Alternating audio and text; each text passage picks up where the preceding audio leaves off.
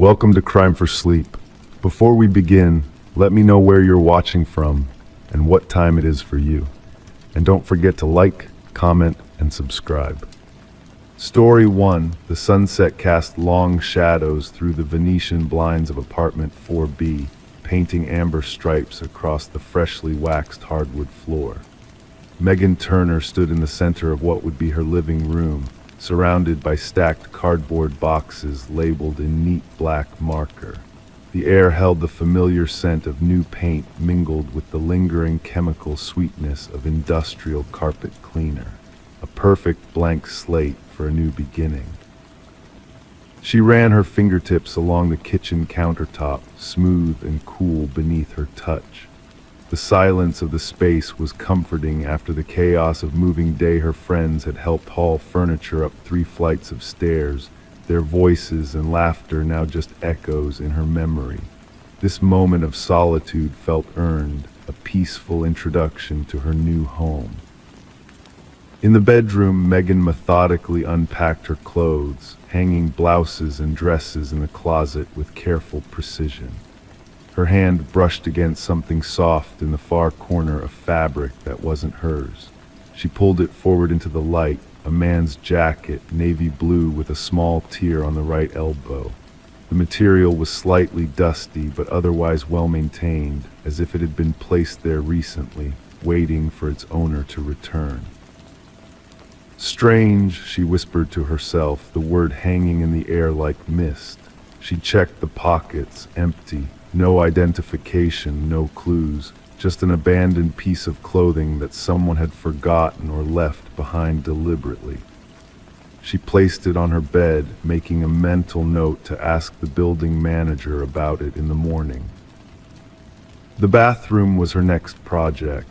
Megan lined up her toiletries along the edge of the sink, creating a small display of familiar objects in this unfamiliar space.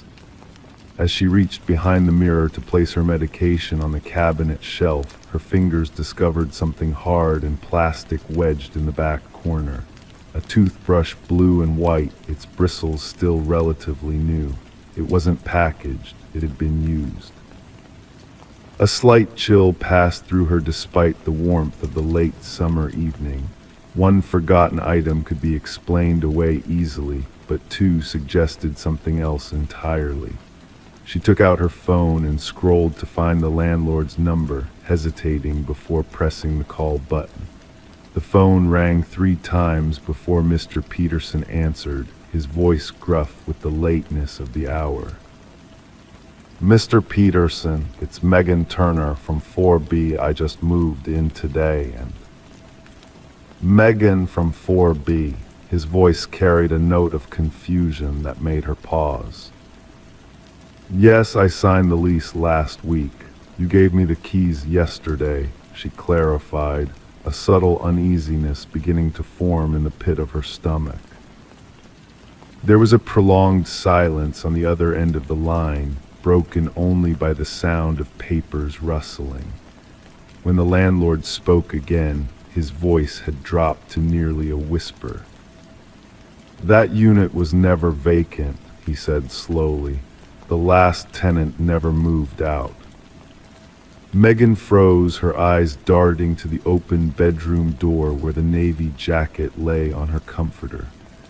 "What do you mean? I'm standing in the apartment right now.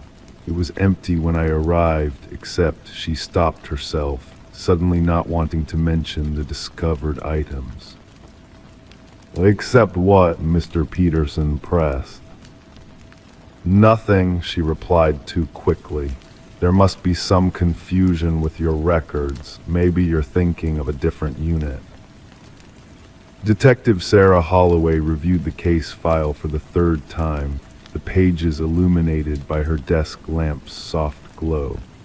The precinct was quiet at this hour, with only the occasional squeak of a chair or distant ringing phone to break the stillness. 3 months had passed since Megan Turner's disturbing phone call to her landlord, and the investigation had yielded more questions than answers. According to the building's records, apartment 4B had been leased to Daniel Mercer for the past 2 years. Rent was paid automatically from his bank account each month without fail.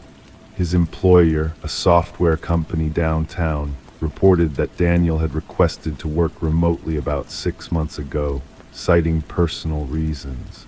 His emails continued regularly until approximately 1 week before Megan moved in. No one had reported Daniel missing. He had no family in the area, and his friends assumed he was simply busy with work. His digital footprint showed normal activity, streaming services used, food deliveries ordered, even social media posts, all continuing as if nothing had changed. But Daniel himself was nowhere to be found. Holloway sipped her cooling coffee, studying the crime scene photographs. The apartment had been remarkably clean when they searched it, partly due to Megan's recent move-in, but also suggesting a thorough cleaning before her arrival. Luminol tests revealed faint traces of blood in the bathroom drain, too degraded for conclusive DNA testing. The detective's attention returned to the photograph of the navy jacket, now sealed in an evidence bag. Inside the lining, forensics had found a hidden pocket containing a small USB drive. The data was encrypted, and their tech team was still working to access its contents. Megan Turner had moved out immediately after the police investigation began, returning to her parents' home in another state. In her statement, she described feeling watched during her brief stay in the apartment, hearing subtle movements behind the walls late at night. It was as if someone was holding their breath, waiting for me to discover something, she had written. The building manager, when questioned, revealed a troubling detail. He had never met Daniel Mercer in person. The entire rental process had been conducted online, with the security deposit and first month's rent paid through an electronic transfer. The keys had been mailed to an address that, when investigated, turned out to be an abandoned post office box. Holloway turned to the apartment's floor plan, noting the measurements with careful attention. Something about the proportions had bothered her from the beginning. The exterior dimensions of the building suggested apartment 4B should be slightly larger than it appeared inside. The discrepancy was small, perhaps only a few feet, but enough to raise questions. She authorized a second search of the apartment, this time focusing on the structural elements. Behind the refrigerator, they discovered it, a narrow door painted to match the wall with no handle.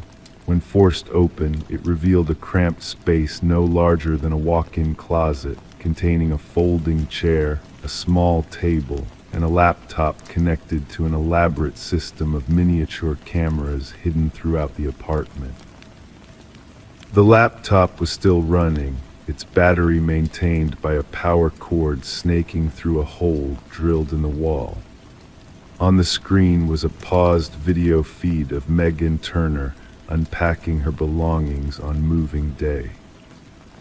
The investigation took another turn when they identified the previous tenants of apartment 4B. There had been 7 in the past 5 years, each staying approximately 6 to 8 months before suddenly breaking their lease and moving out. Most cited personal reasons, job relocations, or family emergencies. None had filed complaints about strange occurrences in the apartment. He watched them, Holloway explained to her partner as they reviewed the evidence. He created a false identity, rented the apartment legally, then built that hidden room and pretended to move out.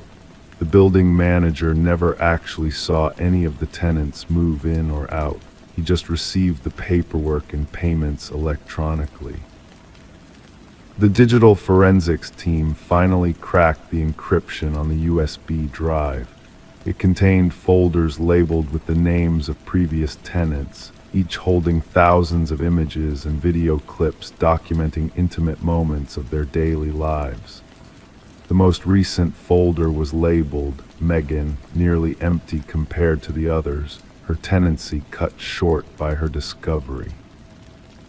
6 weeks later, a security camera at a bus terminal in Seattle captured footage of a man who matched Daniel Mercer's description.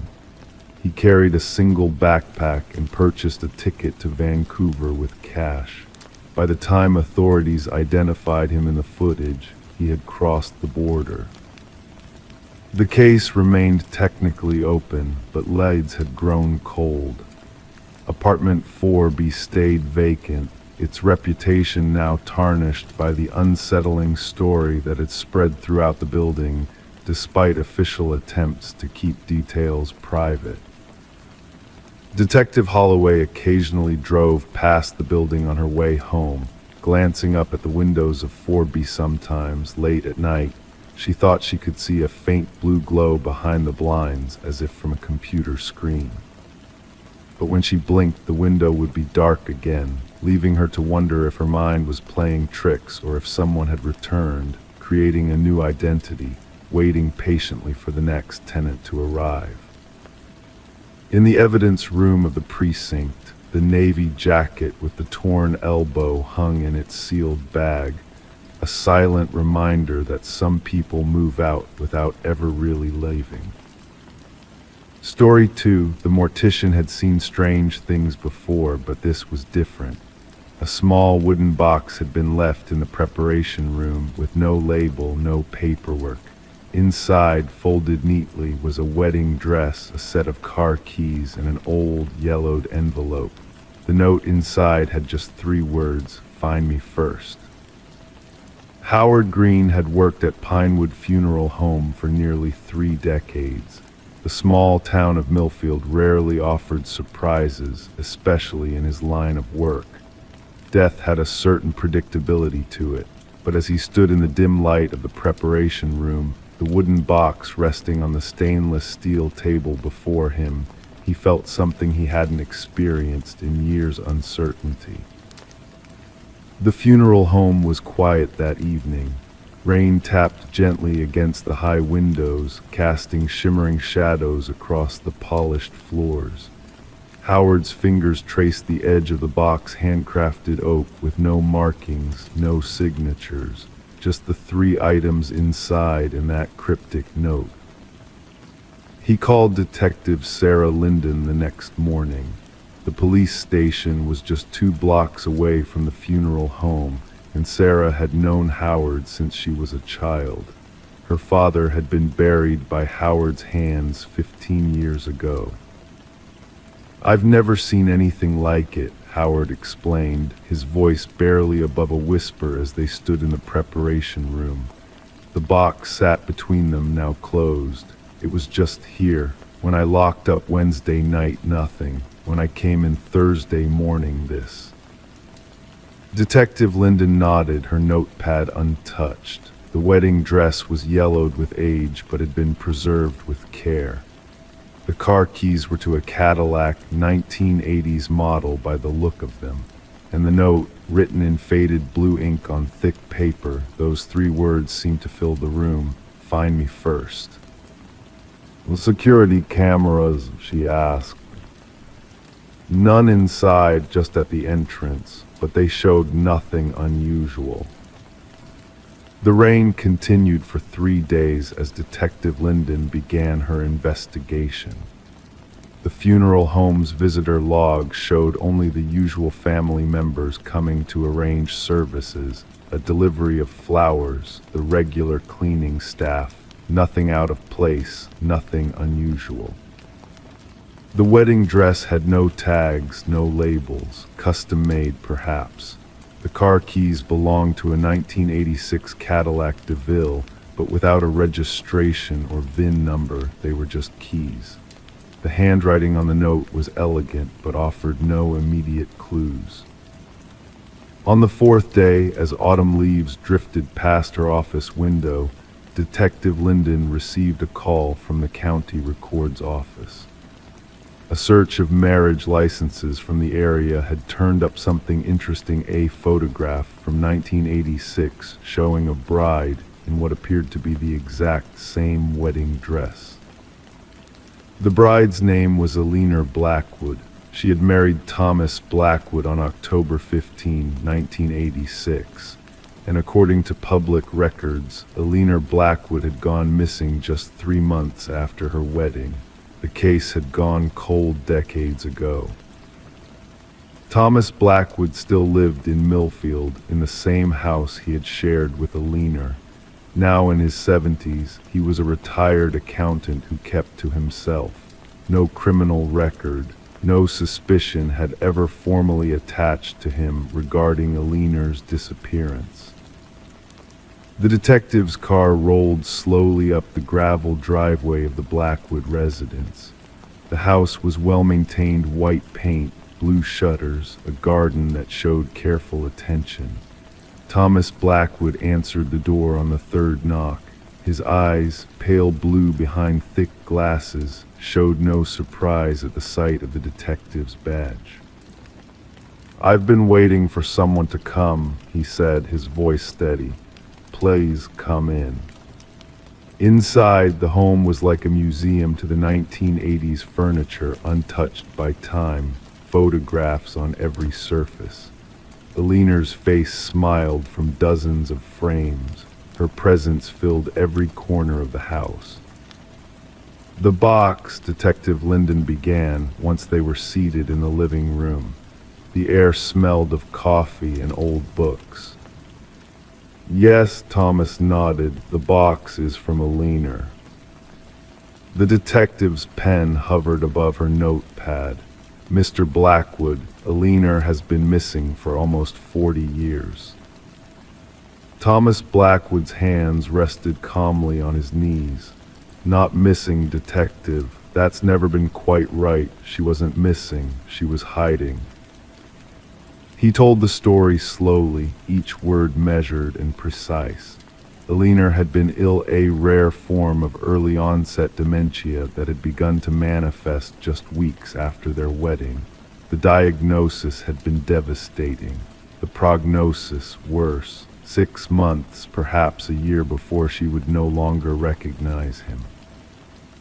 "She made me promise something," Thomas explained, his gaze fixed on a photograph of Alina on their wedding day. "She made me promise that when the time came, when she no longer knew who I was, I would help her disappear." Alina hadn't wanted him to watch her decline, hadn't wanted to become a stranger in their home.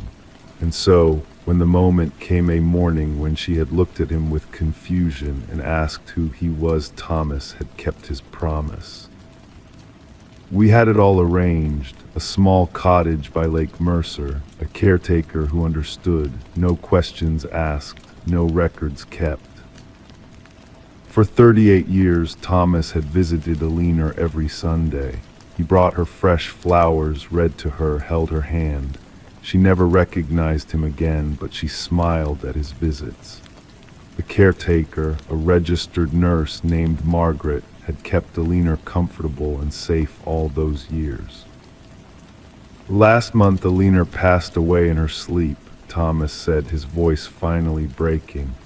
"Peaceful. Margaret called me immediately. We had an agreement, you see. No hospitals, no records, just dignity." The detective sat in silence, trying to absorb the story. "The box was Alina's idea," Thomas continued after a moment. "She prepared it before she lost herself, said that when the time came it should be delivered to the funeral home with that note. 'Find me first,' she always said, 'before the disease does.' In the end, there was no crime to solve, only a promise kept for nearly 4 decades. Alina Blackwood had chosen her own disappearance rather than let illness steal her identity piece by piece. Thomas had chosen love over law. Detective Linden closed her notepad. There would be paperwork, of course, questions from the department.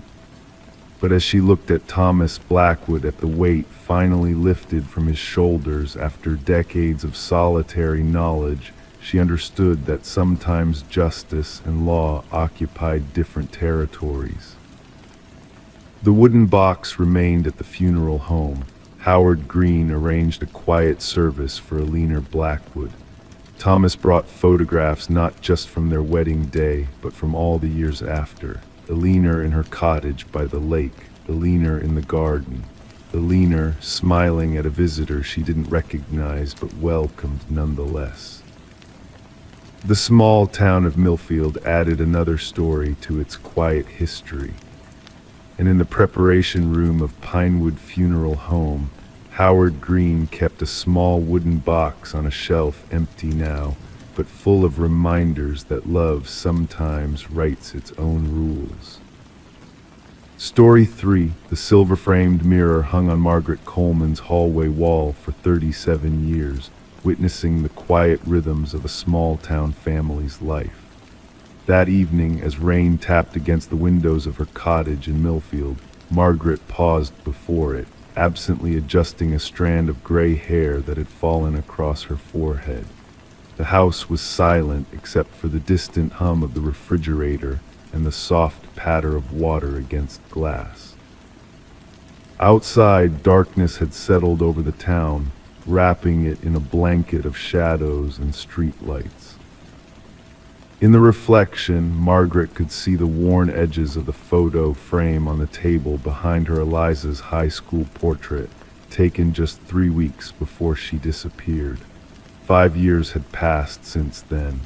5 years of unanswered questions hanging in the air like dust motes, visible only when caught in rare moments of light.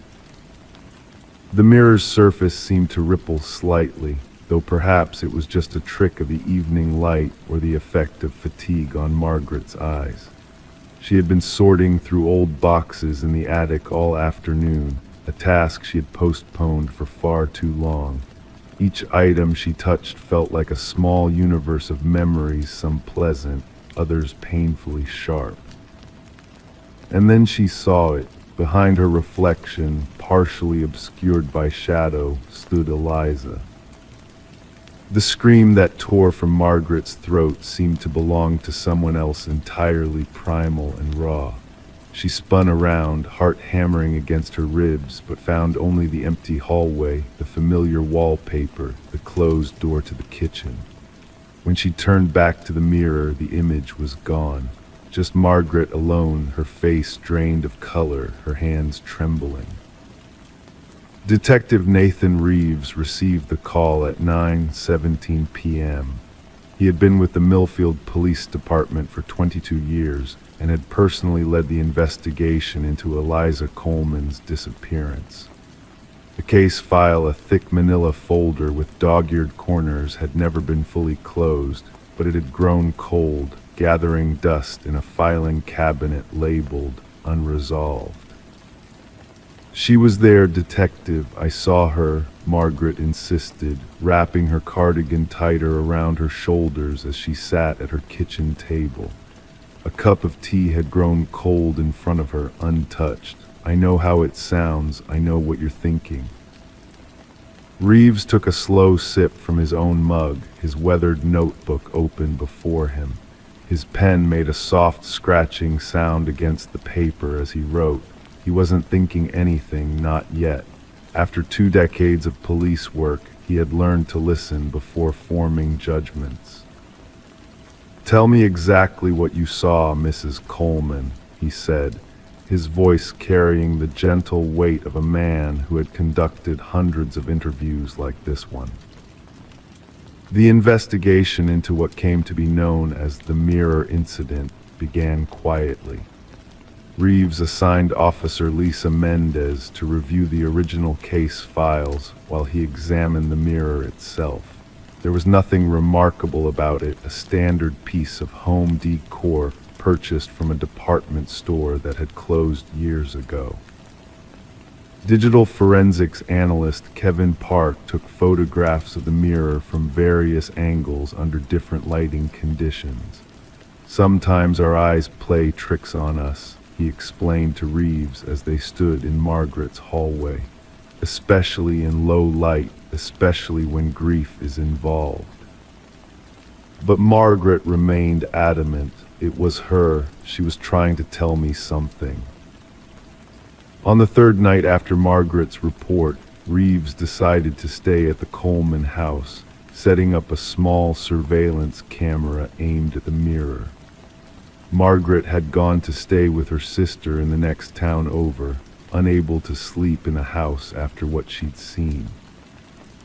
The house creaked and settled around him as Reeves sat in a chair beside the thermostat, its faint green glow providing the only illumination in the hallway. Past midnight, the digital recorder captured a subtle drop in temperature 7 degrees in less than a minute. Frame-by-frame analysis of the footage later showed nothing unusual in the mirror's reflection, but sound technician Sarah Williams noted an anomaly. When the audio was isolated and enhanced beneath the ambient house noises, there was what sounded like a whisper below. The investigation shifted to the basement of the Coleman home, a space that had been thoroughly searched during the initial missing person case. A team of officers removed boxes of Christmas decorations, old sporting equipment, and stacked newspapers, revealing the concrete floor beneath. "This section sounds different," Officer Mendez noted, tapping her foot along the eastern wall. Ground-penetrating radar confirmed an inconsistency in the foundation, a space that shouldn't exist. What they found behind the false wall wasn't Eliza Coleman. It was a small chamber containing a metal lockbox, rusted at the edges but intact. Inside were photographs, newspaper clippings, and a journal belonging to Margaret's late husband, Arthur Coleman. The contents revealed a history no one in Millfield had suspected.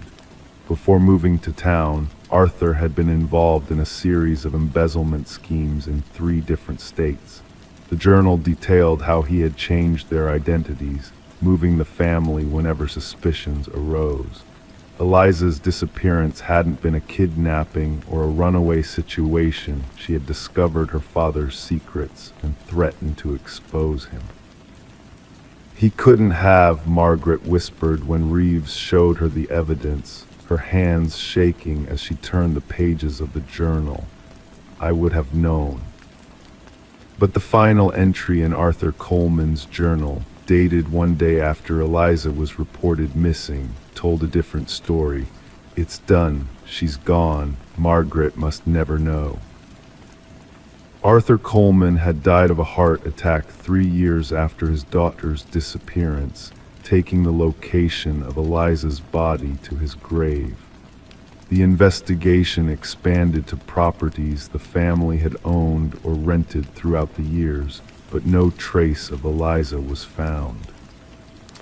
The mirror, however, remained an unexplained element. No evidence of tampering or projection technology was discovered. When asked about the whispered word below in the recording, Margaret had a simple explanation. "That wasn't Eliza telling us where to look. That was Eliza telling us my husband had dragged her soul down with his secrets." The case of Eliza Coleman remains officially unsolved. The town of Millfield added her name to a memorial bench in the Central Park, and Margaret eventually sold the house, unable to live with its whispers and reflections. Detective Reeves still drives past the old Coleman place occasionally, slowing his car as he watches the new family moving about behind curtained windows. Sometimes, when the angle is just right, he catches a glimpse of the hallway mirror through the front window still hanging in the same spot, reflecting the life of a new family, unaware of what it once witnessed. And sometimes, though he would never admit it to his colleagues, he wonders if what Margaret saw wasn't a ghost at all, but something equally haunting, the reflection of a truth that had been hiding in plain sight all along. Story 4. The morning light filtered through the thin curtains of the Harrison family home, casting long, gentle shadows across the worn hardwood floors. It was the kind of light that revealed dust particles dancing in the air, quiet, unassuming, ordinary. The house on Maple Street had stood for nearly 7 decades, its creaks and groans as familiar to the Harrisons as their own heartbeats. Thomas and Alina had purchased it 12 years ago, raising their son Noah within its sturdy walls, memorizing every uneven floorboard, every stubborn window that needed extra coaxing in winter. Detective Sarah Lawson stood in that same hallway now, notebook open, pen hovering above an empty page. The house was silent except for the gentle ticking of the grandfather clock in the living room and the occasional creak as the old house settled. She glanced down at the preliminary report in her hand, reading the words again, though they hadn't changed since the first time she'd reviewed them at the station. "And you're certain," she asked, her voice deliberately measured, "that this door wasn't here before yesterday?" Thomas Harrison nodded slowly, his fingers absently running through his graying hair. His eyes never left the door in question, a simple white wooden door with a tarnished brass handle, positioned between the bathroom and Noah's bedroom.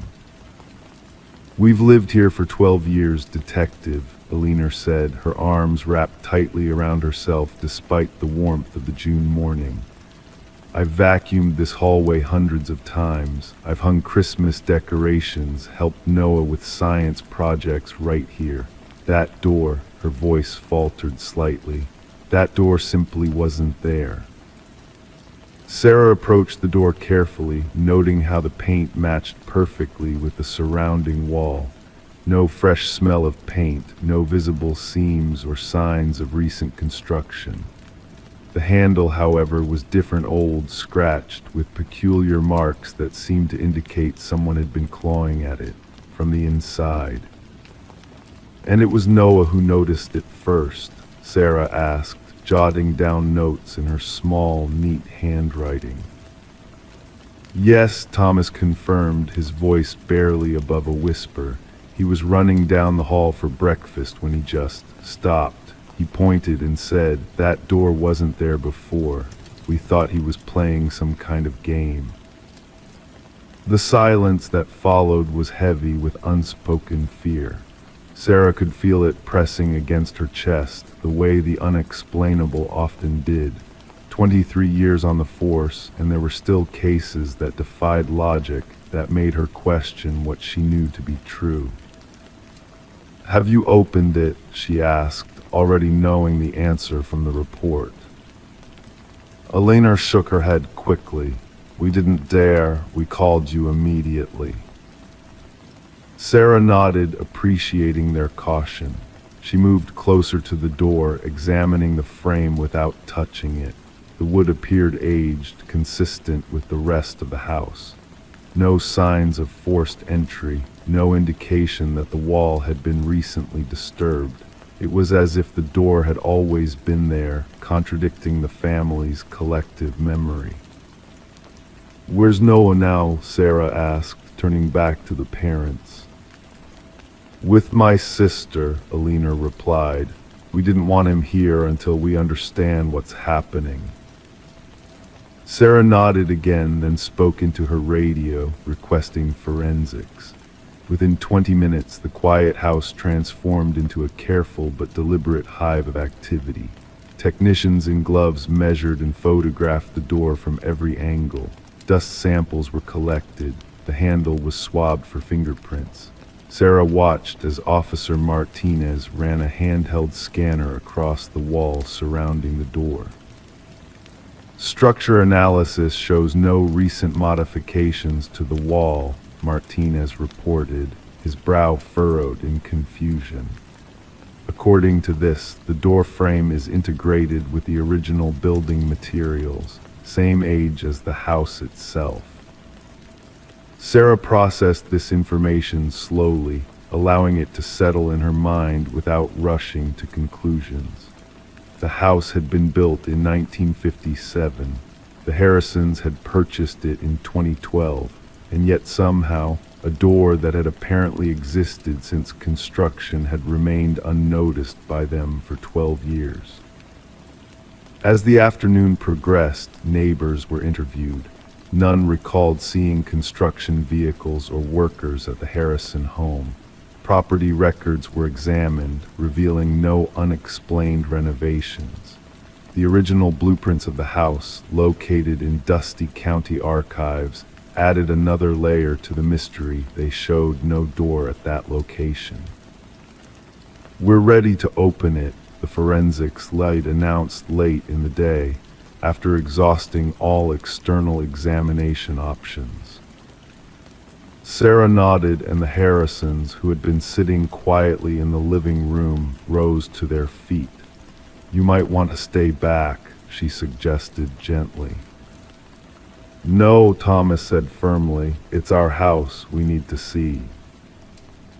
With cameras recording and officers positioned strategically in the hallway, the forensics technician carefully turned the handle. It rotated smoothly, without resistance. The door opened inward with a slight creak that seemed to echo through the suddenly still house. Behind the door was a small room, perhaps 8 feet square. The walls were bare plaster, yellowed with age. A single light bulb hung from the ceiling, unlit. There was no furniture, no windows, just dust-covered floorboards, and in the center of the room, a small object that caught the beam of the technician's flashlight. Sarah stepped forward carefully, instructing everyone else to remain in the doorway. She approached the object, crouching down beside it. A child's toy, a wooden train car, hand-painted in faded red and blue. It looked decades old. "That," Elinor's voice broke the silence, trembling. "That looks exactly like the toy Noah said his friend in the wall gave him last month." Sarah looked up sharply. "What friend?" Thomas swallowed hard. "We thought it was just an imaginary friend. Noah started talking about someone who lived in the walls about 6 weeks ago. We assumed it was normal kid stuff. Then he showed up with that toy one morning, said his friend gave it to him." Sarah felt a chill run through her that had nothing to do with the temperature. She carefully photographed the toy without touching it, then continued her examination of the room.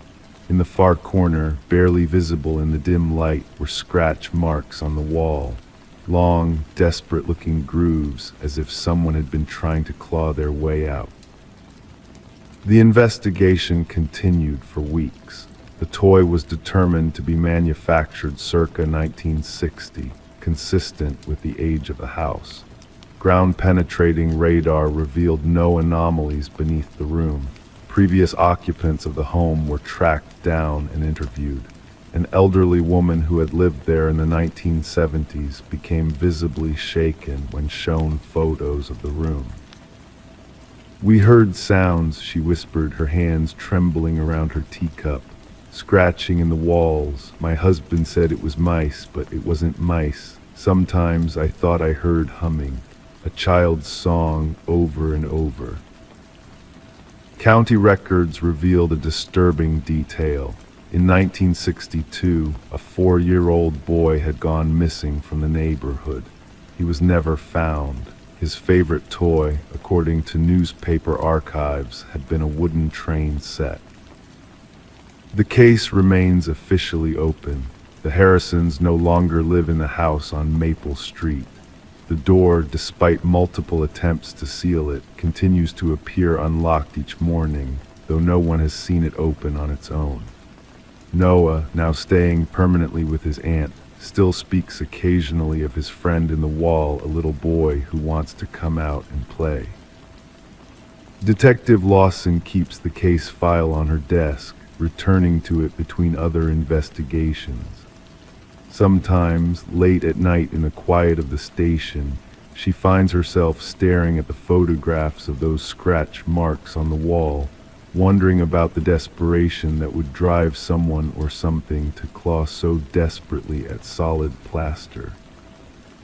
And she wonders, though she would never admit it aloud, about doors that appear overnight in places where no doors should be, and what might be waiting patiently on the other side. Story 5, she had always felt like someone was watching her, but the police found no evidence. Then one morning she checked her mailbox. Inside was a notebook filled with handwritten pages. Every entry described her daily routine in detail.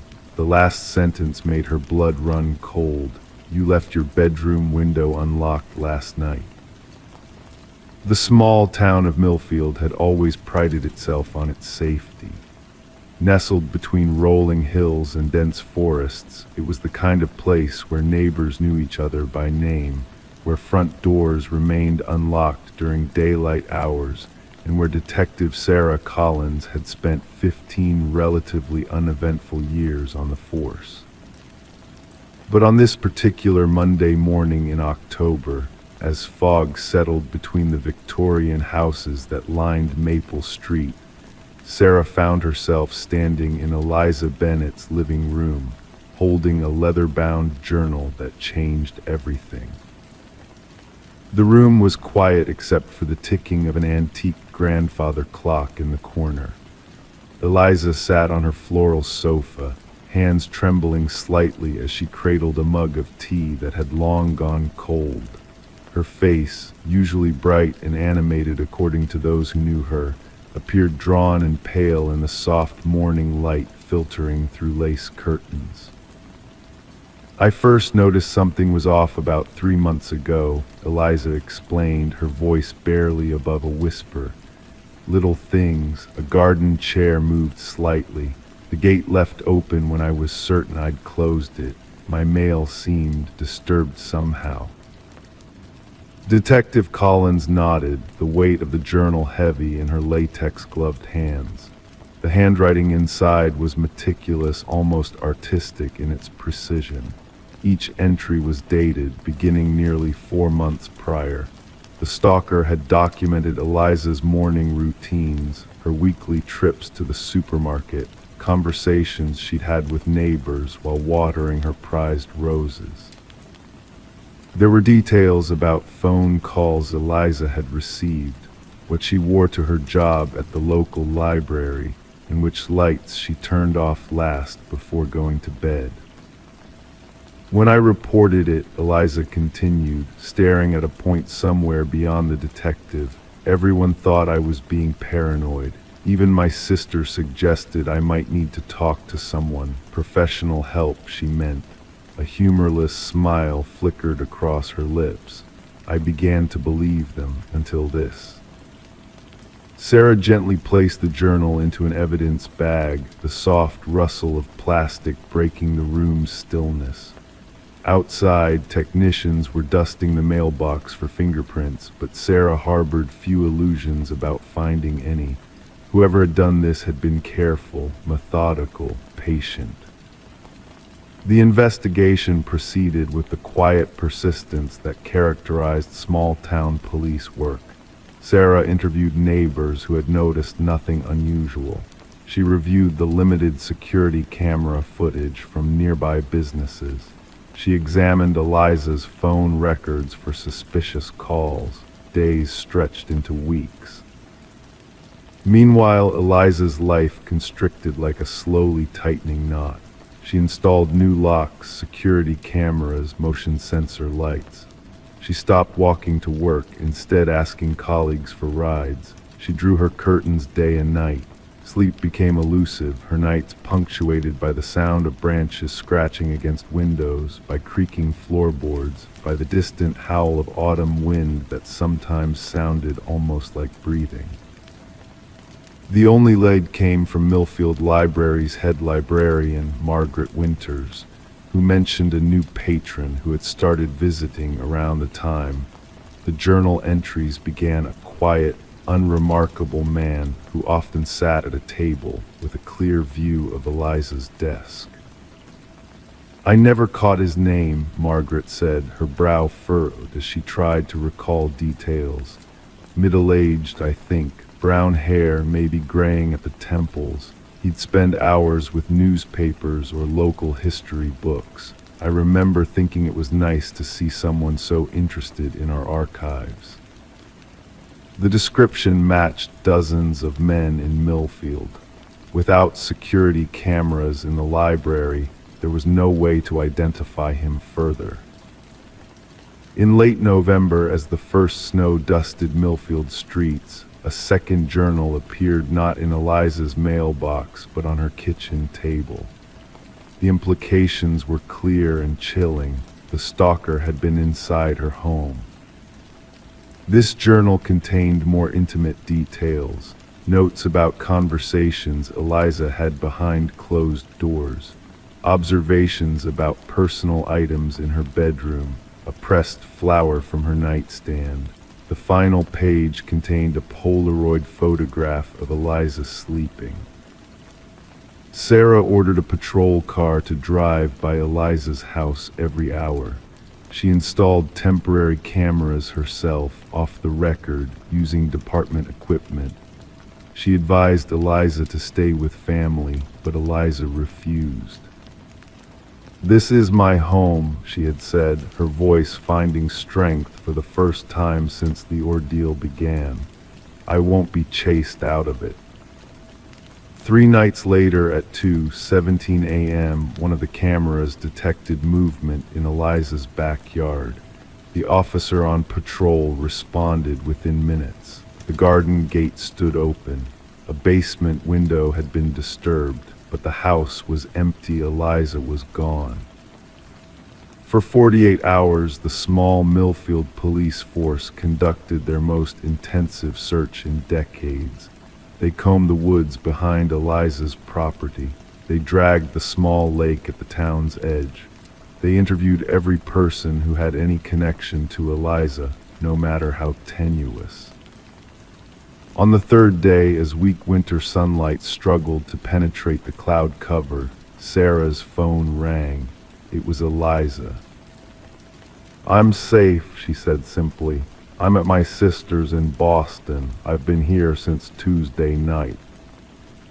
Relief flooded through Sarah, followed quickly by confusion. But the break-in. "I knew someone would come eventually," Eliza explained. "After the second journal, I started keeping a packed bag ready. When I heard something that night, I slipped out the front door while they were trying to get in the back. I called a taxi to the bus station." A pause. "I left something for you at my house, on my desk." Sarah drove to Eliza's house immediately. On the antique writing desk in the corner of the living room sat a 3rd journal identical to the previous 2, but the handwriting inside was different. It was Eliza's. The journal contained every detail Eliza had noticed over the months, every suspicion, every moment of fear, and something more, her own careful observations of those around her, including detailed notes about Dennis Whitaker, the quiet assistant who had started working at Millfield Library 6 months ago, who always seemed to linger near her desk, who had mentioned knowing which bus she took home, who had once commented on how much he liked her bedroom curtains, though he'd never been to her home. When police searched Dennis Whitaker's apartment, they found hundreds of photographs of Eliza, a duplicate key to her house, and an elaborate shrine with items taken from her home: hairbrushes, earrings, a pillowcase. They also found draft versions of the journals he had left for her, each one meticulously revised to maximize her fear. Dennis Whitaker was arrested without incident. He offered no resistance, no explanation. The only thing he said during his arrest was, "She noticed me. Finally, she really noticed me." Eliza never returned to Millfield. The Victorian house on Maple Street remained empty for years, its "for sale" sign weathering in the garden until it eventually fell. Detective Sarah Collins kept Eliza's journal in her desk drawer. Sometimes, on quiet nights when the police station was empty, she would open it and read the careful observations of a woman who, when made to feel hunted, had become the hunter instead. In her final entry, Eliza had written, "The most terrifying thing isn't that someone has been watching me. It's that I've stopped feeling like a person and started feeling like prey. So I've made a decision I'm going to start watching back." Story 6. The amber light of the desk lamp cast long shadows across Detective James Morgan's office, illuminating the scattered photographs like islands in a dark sea. The clock on the wall ticked softly, marking time in the otherwise silent room.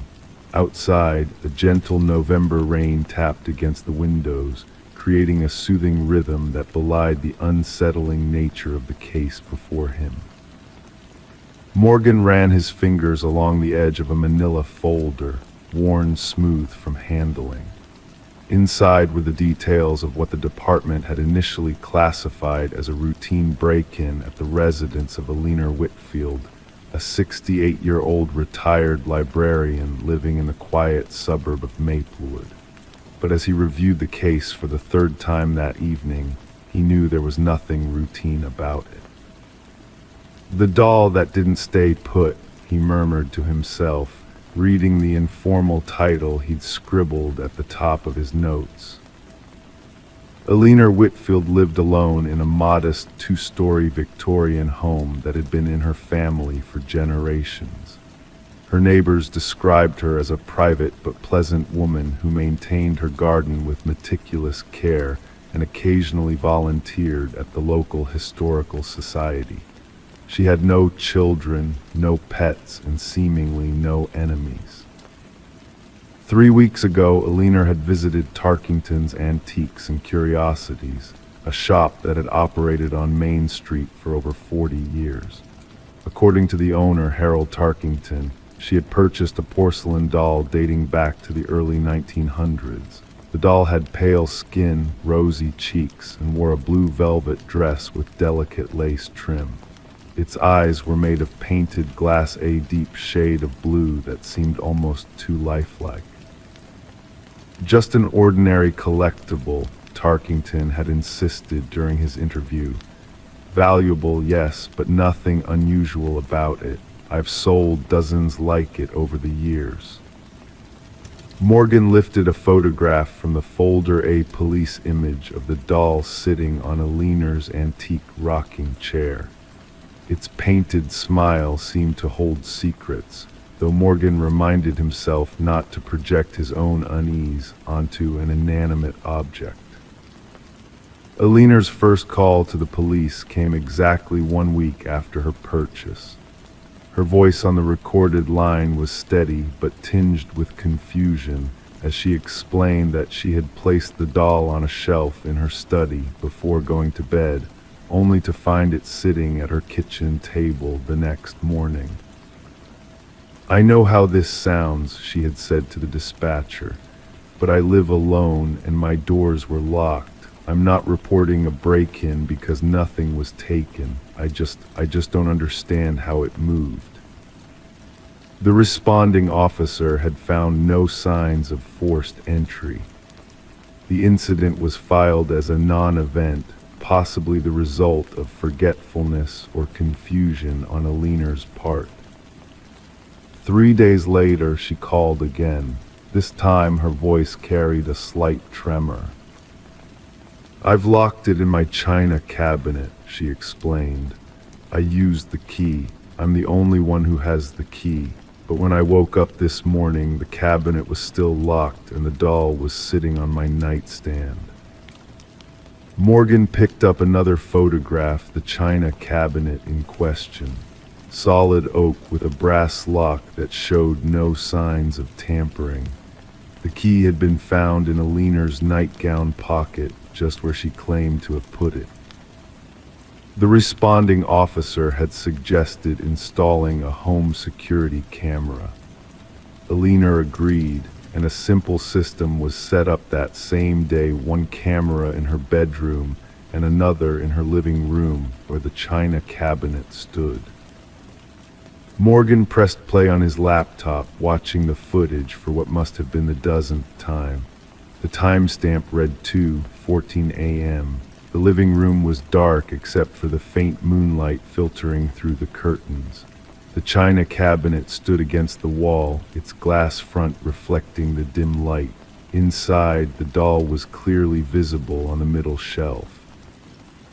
At 2:17 a.m., the footage became grainy, distorted by what the tech department had identified as electromagnetic interference. When the image cleared at 2:19 a.m., the cabinet appeared unchanged, still locked, still undisturbed, but the doll was no longer inside. Switching to the bedroom camera, Morgan watched as Alina slept peacefully, unaware of the subtle shift in the shadows near her nightstand. The footage distorted again, and when it cleared, the doll was there, sitting upright, its glass eyes seeming to stare directly at the sleeping woman. No signs of break-in, no other people visible on any footage. No explanation for how a locked object could move from one locked location to another.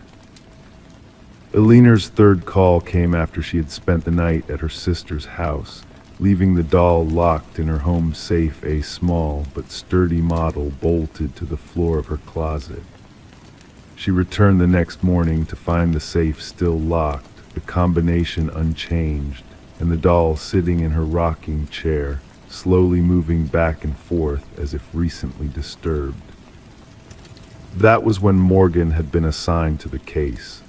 He had interviewed Alina, examined the doll, checked for hidden mechanisms, strings, anything that might explain the movement. He found nothing. "Have you noticed anything else unusual?" he had asked her during their second meeting. The question hung in the air between them as Alina considered her response. "The temperature," she finally said.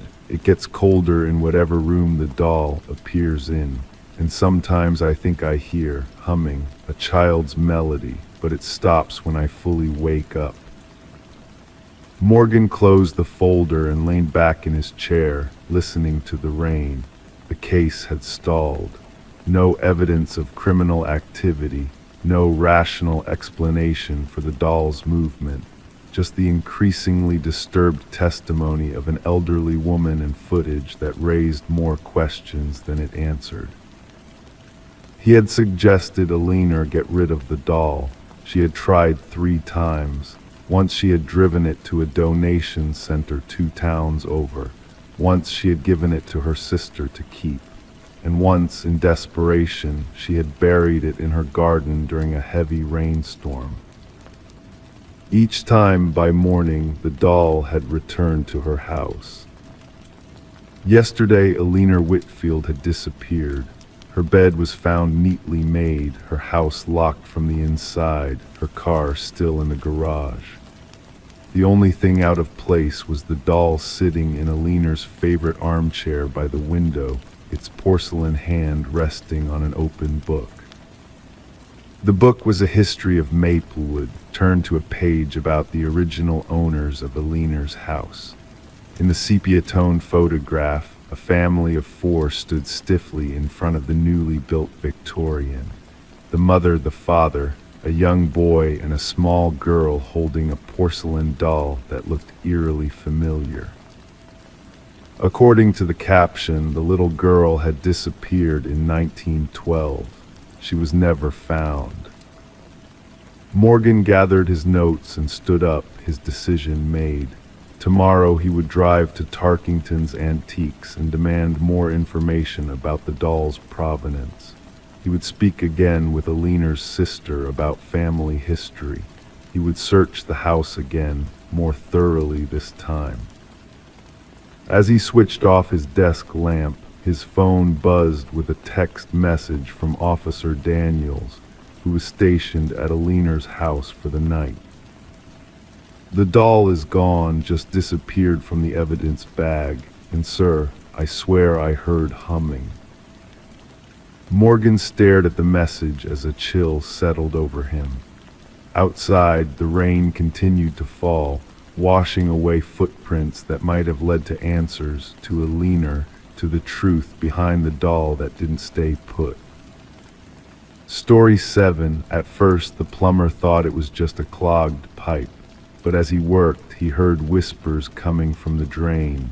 He assumed it was an echo until a voice called his name. Raymond Mercer had been fixing drains in the small town of Oakwood for nearly 30 years.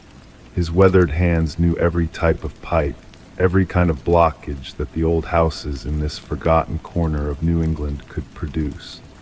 The November morning was unusually cold when he received the call from 317 Maple Street, a Victorian home that had stood empty for months before the new owners moved in. The floorboards creaked beneath Raymond's boots as he followed Mrs. Livingston through the narrow hallway. The house smelled of fresh paint and old wood, an incongruous mixture that spoke of renovation attempts layered over decades of history. She led him to the bathroom on the second floor, where the sink had been draining slowly since they moved in 3 weeks ago. "Sometimes there's this sound," Mrs. Livingston said, her voice barely above a whisper, "like water running when no one's using it."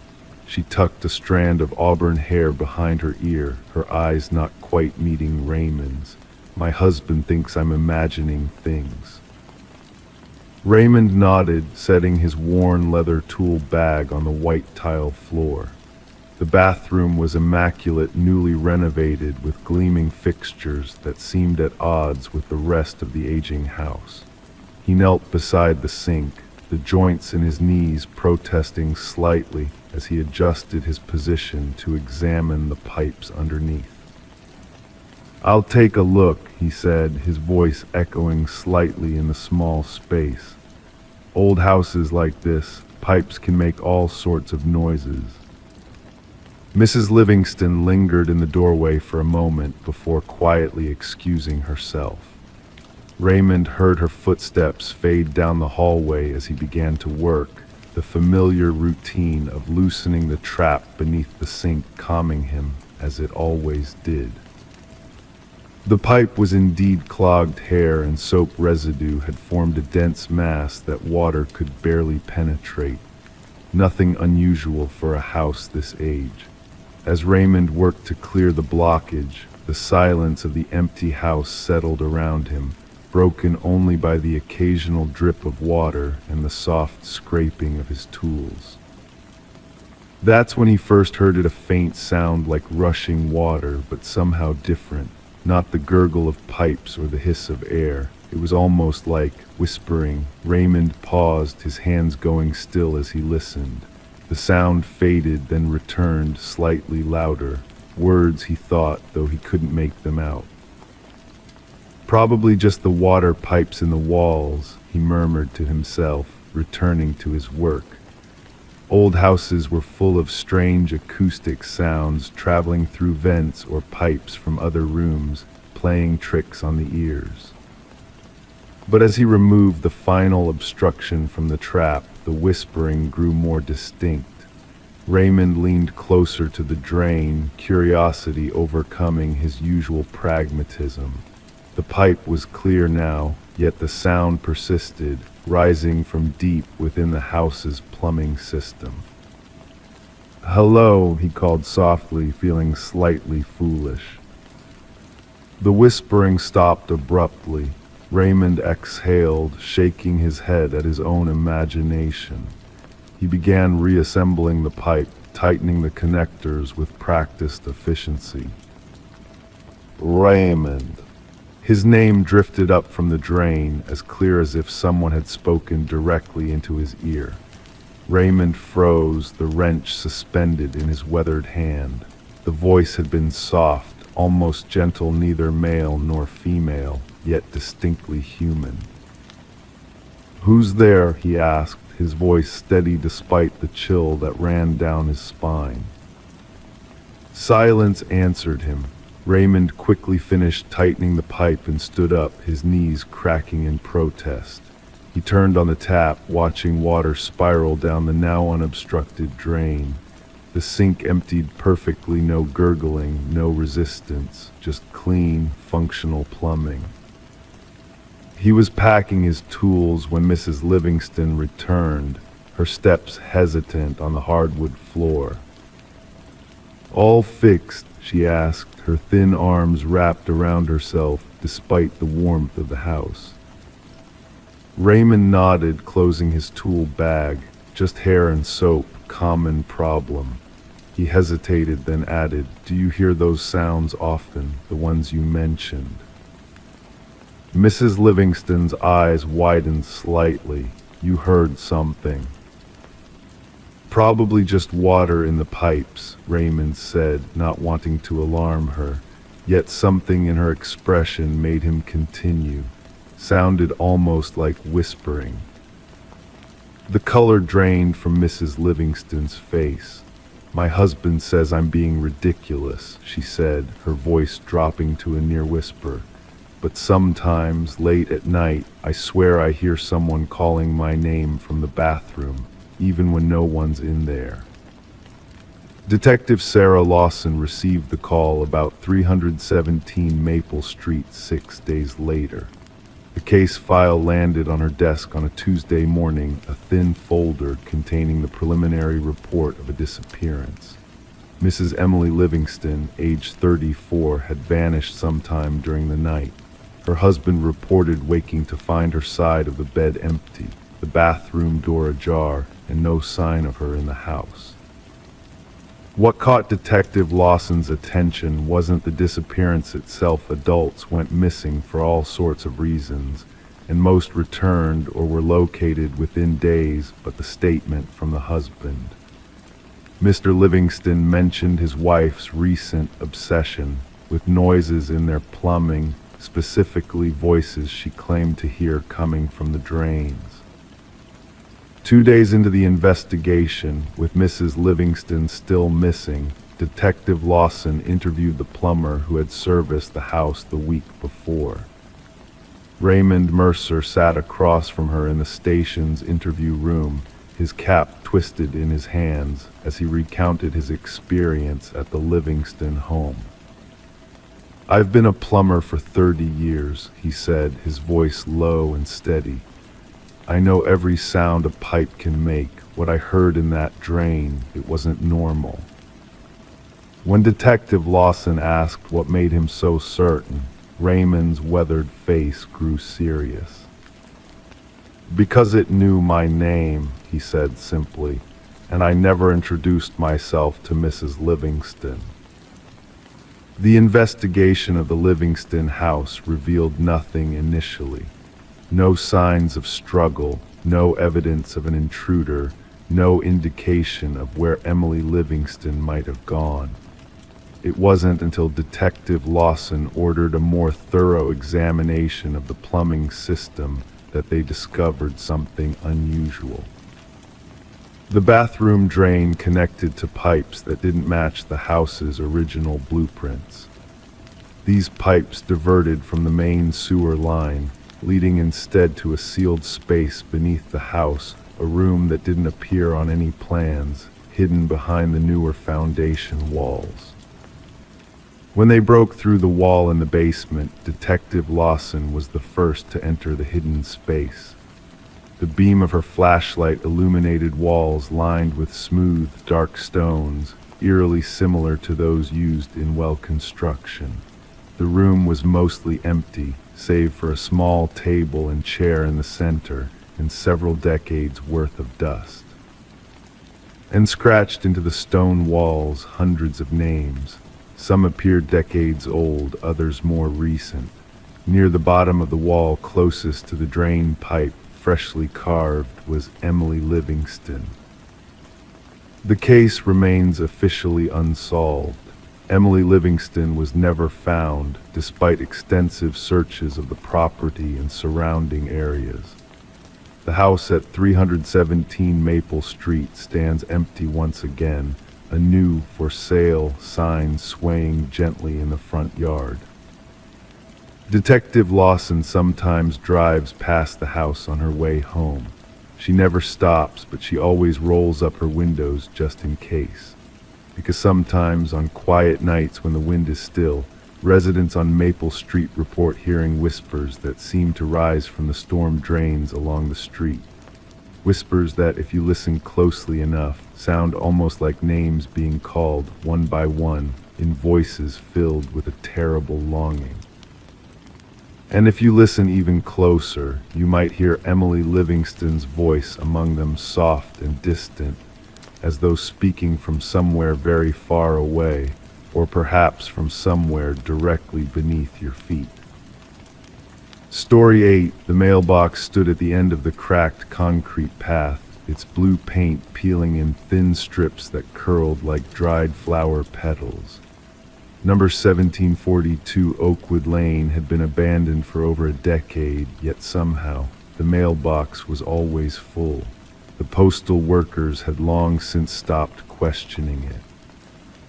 They simply delivered what was addressed there, sliding envelopes and occasional small packages into the rusted metal container before continuing their routes through the quiet suburb of Millfield. From the street, the house itself appeared to be slowly dissolving into the landscape. Ivy had claimed the eastern wall entirely, creeping across windows that no longer reflected sunlight but instead absorbed it into dark, empty rooms. The front porch sagged slightly to the left, as if tired from years of waiting for footsteps that never came. Detective Morgan Reed stood at the curb, watching as forensics photographed the mailbox. The October wind carried the scent of rain and decaying leaves. She pulled her coat tighter around her shoulders, feeling the weight of the case file in her inside pocket. The folder contained surprisingly little. A report filed by a delivery driver named Thomas Kellerman, and several photocopied images that made her stomach tighten whenever she looked at them. "You sure you want to go through with the search warrant?" Detective Harris asked, stepping up beside her. His voice was low, almost apologetic. Could just be some elaborate prank. Reed didn't respond immediately. Her attention was fixed on the second-story window, where for a moment she thought she'd seen movement, just a shadow shifting behind dirty glass. But that was impossible. The electricity had been disconnected years ago, and multiple sweeps had confirmed no one was living there. No one had lived there since the Connors family moved out in 2011. At least, no one on any official record. The delivery was addressed to someone named Archivist, Reed finally said. No last name, no record of anyone by that name ever living here. And yet for years, this house has been receiving mail for this person. The facts were simple but unsettling. 3 days ago, Thomas Kellerman had been delivering a package to the abandoned house, something he'd done dozens of times before. But on this day, curiosity had gotten the better of him. The package was unsealed, with only a single piece of tape holding it closed. He later claimed he thought it might contain information about who was collecting these deliveries. Inside was a stack of photographs, neatly organized and labeled with dates. Every photograph showed a different family or individual who had lived in the house at 1742 Oakwood Lane, going back nearly 70 years. Some were candid shots through windows, others were taken from across the street. The most recent photos showed Thomas himself, standing at his delivery truck, checking his clipboard. The final photo was from that very morning, just moments before he had opened the package. "The camera work is meticulous," Reed murmured, flipping through the photocopies again. "Professional quality, and the angle of some of these shots, they had to have been taken from inside the house."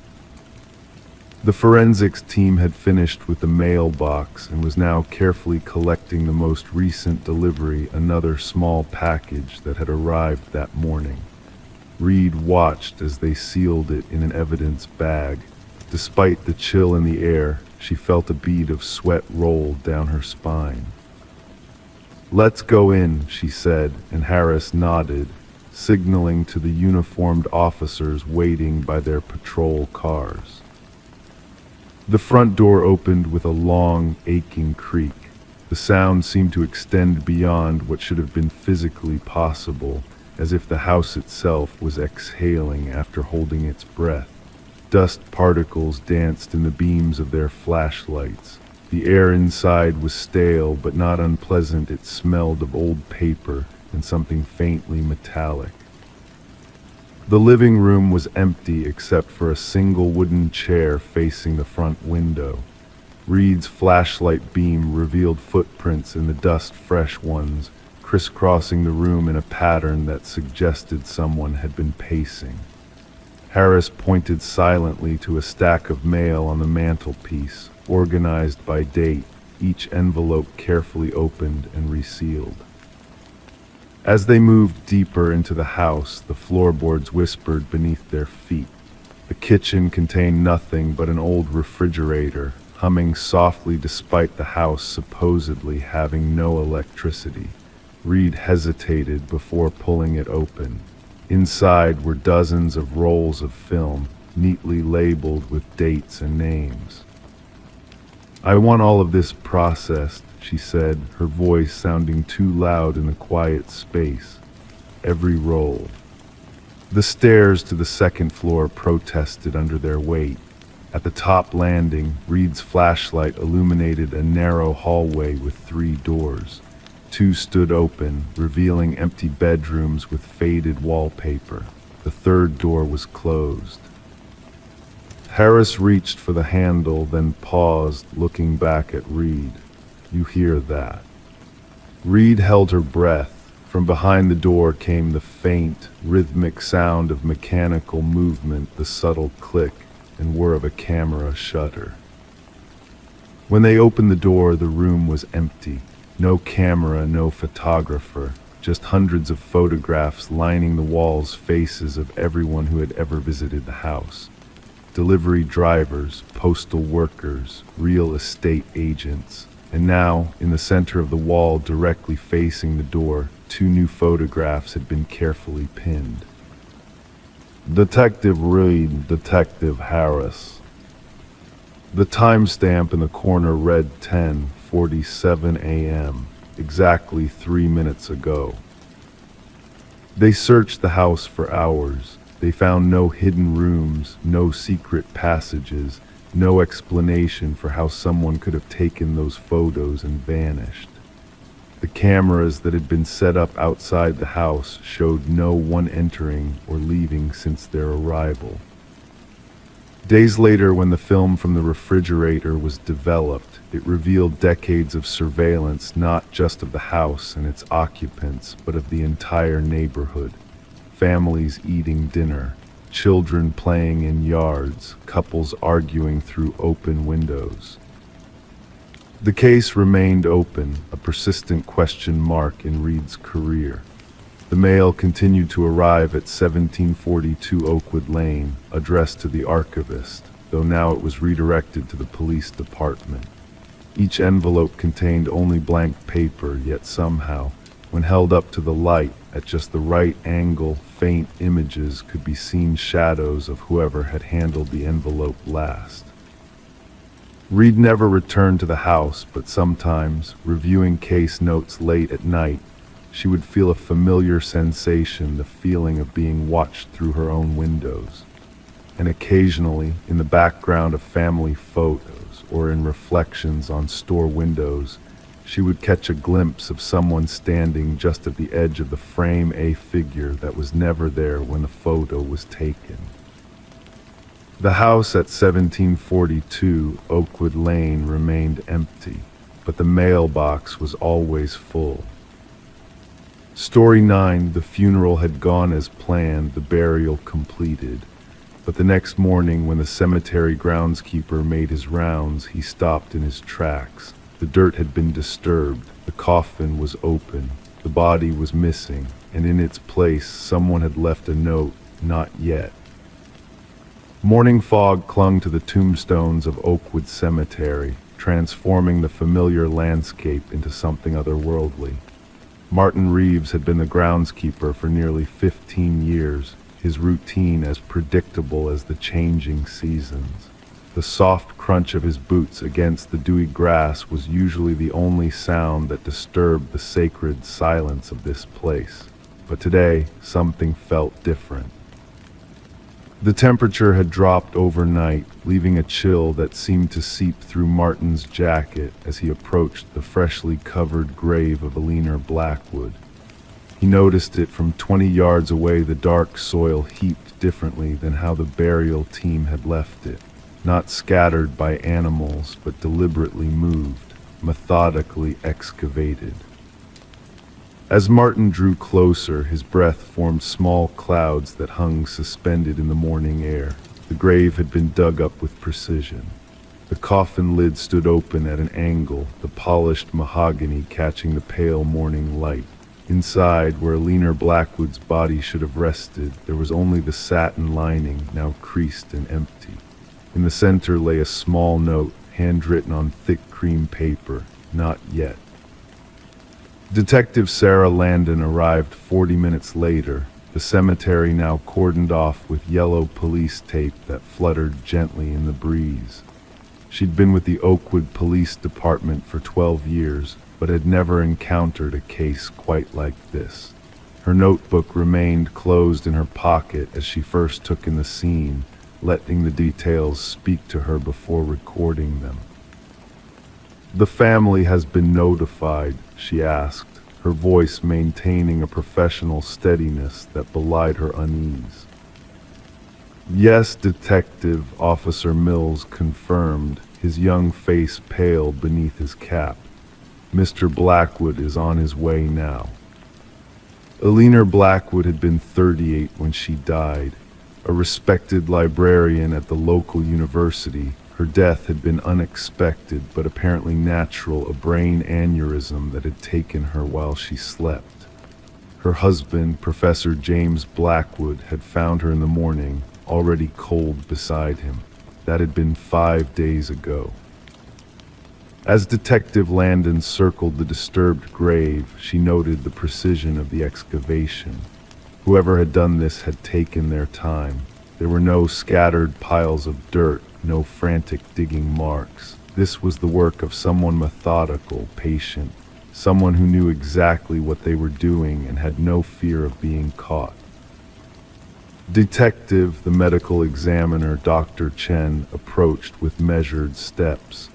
"I've examined the coffin. There are no signs of damage to the locking mechanism. It was opened with a key." The weight of this information settled over them both. Only the funeral home and immediate family would have access to such a key. The sound of tires on gravel announced a new arrival. James Blackwood emerged from his silver sedan, his tall frame slightly stooped as if carrying an invisible burden. His eyes were red-rimmed behind wire-framed glasses, his academic's face lined with fresh grief. "Professor Blackwood," Landon greeted him, her tone gentle but reserved. "I'm Detective Landon. I'm very sorry about this situation." "Where is she?" he asked, his voice barely audible. "Where is my wife?" The note was now sealed in an evidence bag, the 3 words, "Not yet," a cryptic message that seemed to hang in the air between them. Landon studied James Blackwood's face as she explained what they'd found. His expression shifted from confusion to horror, but something else flickered there too, something that made Landon's investigative instincts stir. Back at the station, Detective Landon spread the preliminary reports across her desk. The funeral home confirmed that all locks and security systems had been functioning properly.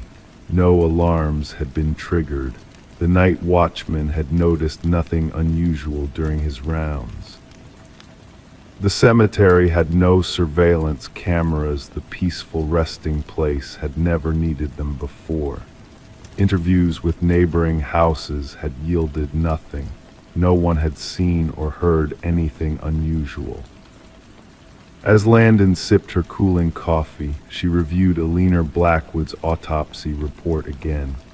Dr. Chen had been thorough. The cause of death was indeed a cerebral aneurysm, natural causes.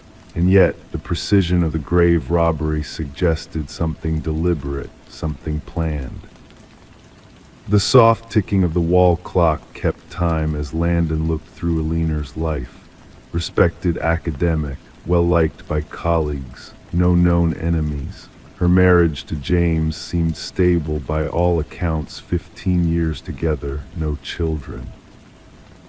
A knock at her office door interrupted her thoughts. Officer Mills entered, carrying a thin file. "Detective, we pulled Professor Blackwood's financials as requested," he said, placing the folder on her desk. "And there's something else." Alina Blackwood had a life insurance policy, $2 million. The beneficiary is her husband. Landon nodded slowly. "That's not unusual." "No," Mills agreed, "but according to the university records, the policy was upgraded just 3 months ago. The previous coverage was for $500,000. The detective let this information settle in her mind, a new piece to the puzzle that didn't yet have a clear place. That evening, as darkness fell over Oakwood, Detective Landon sat in her car outside the Blackwood residence, watching the professor move behind lit windows. She observed as he paced, phone pressed to his ear, gesturing with his free hand.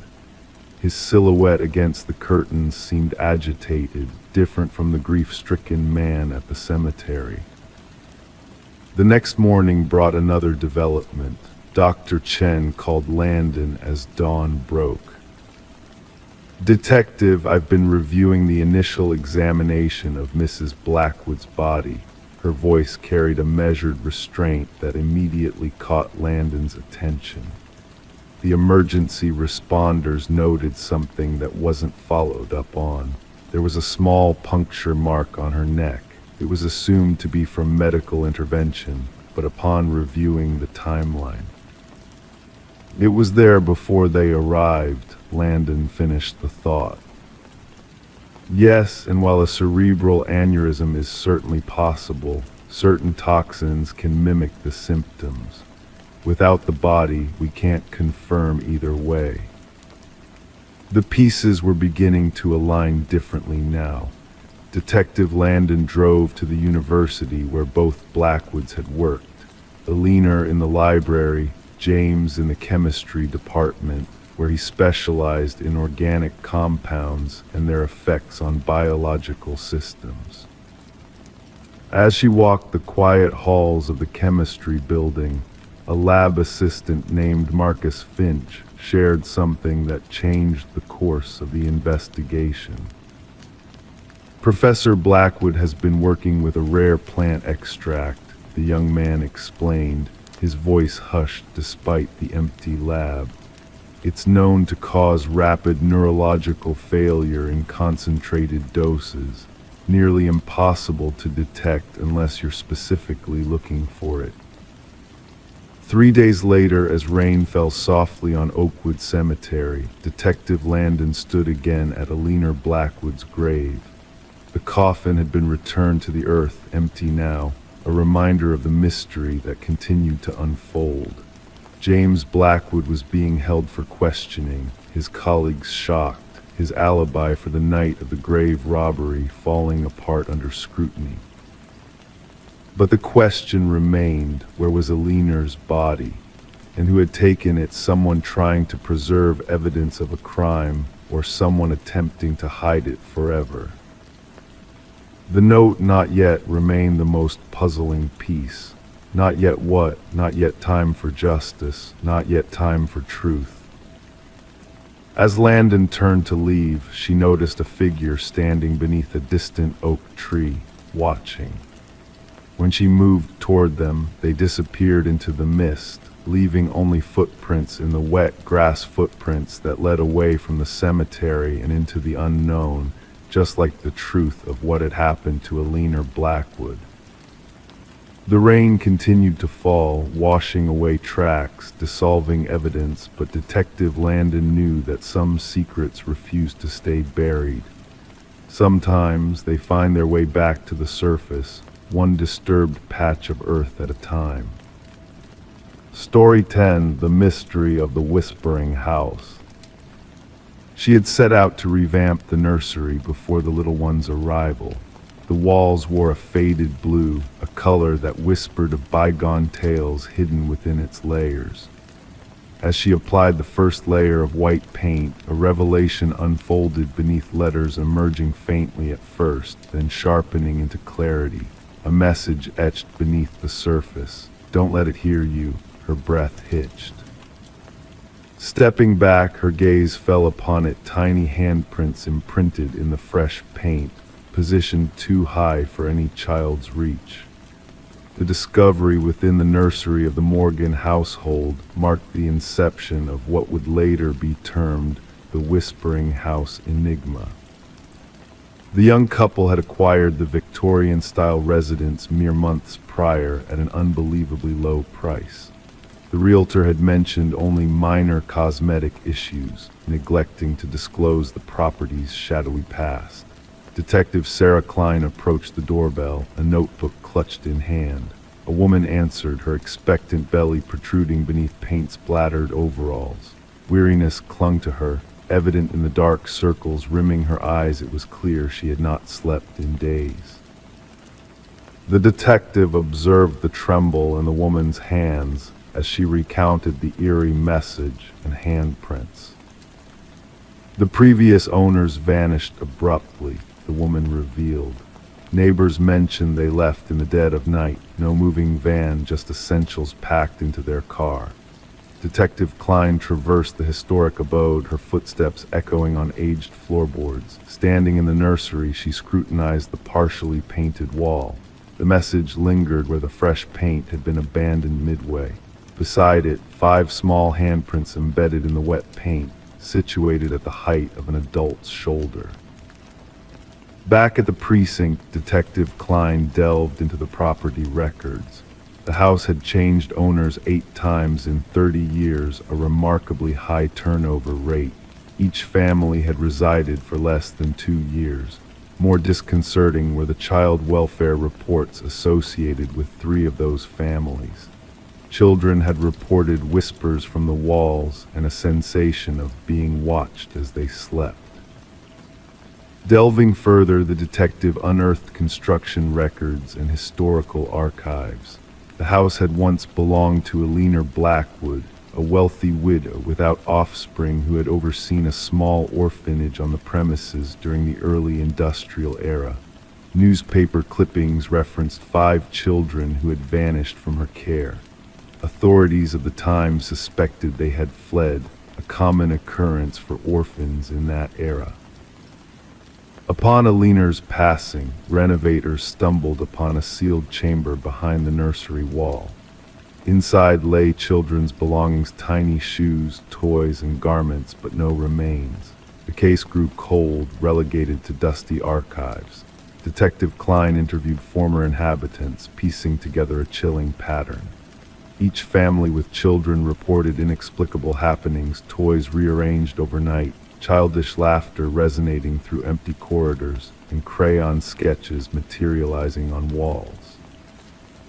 Most dismissed these occurrences as figments of imagination until the writing surfaced. The message varied slightly in different accounts. Don't let them find you. Don't make a sound. Don't let it hear you.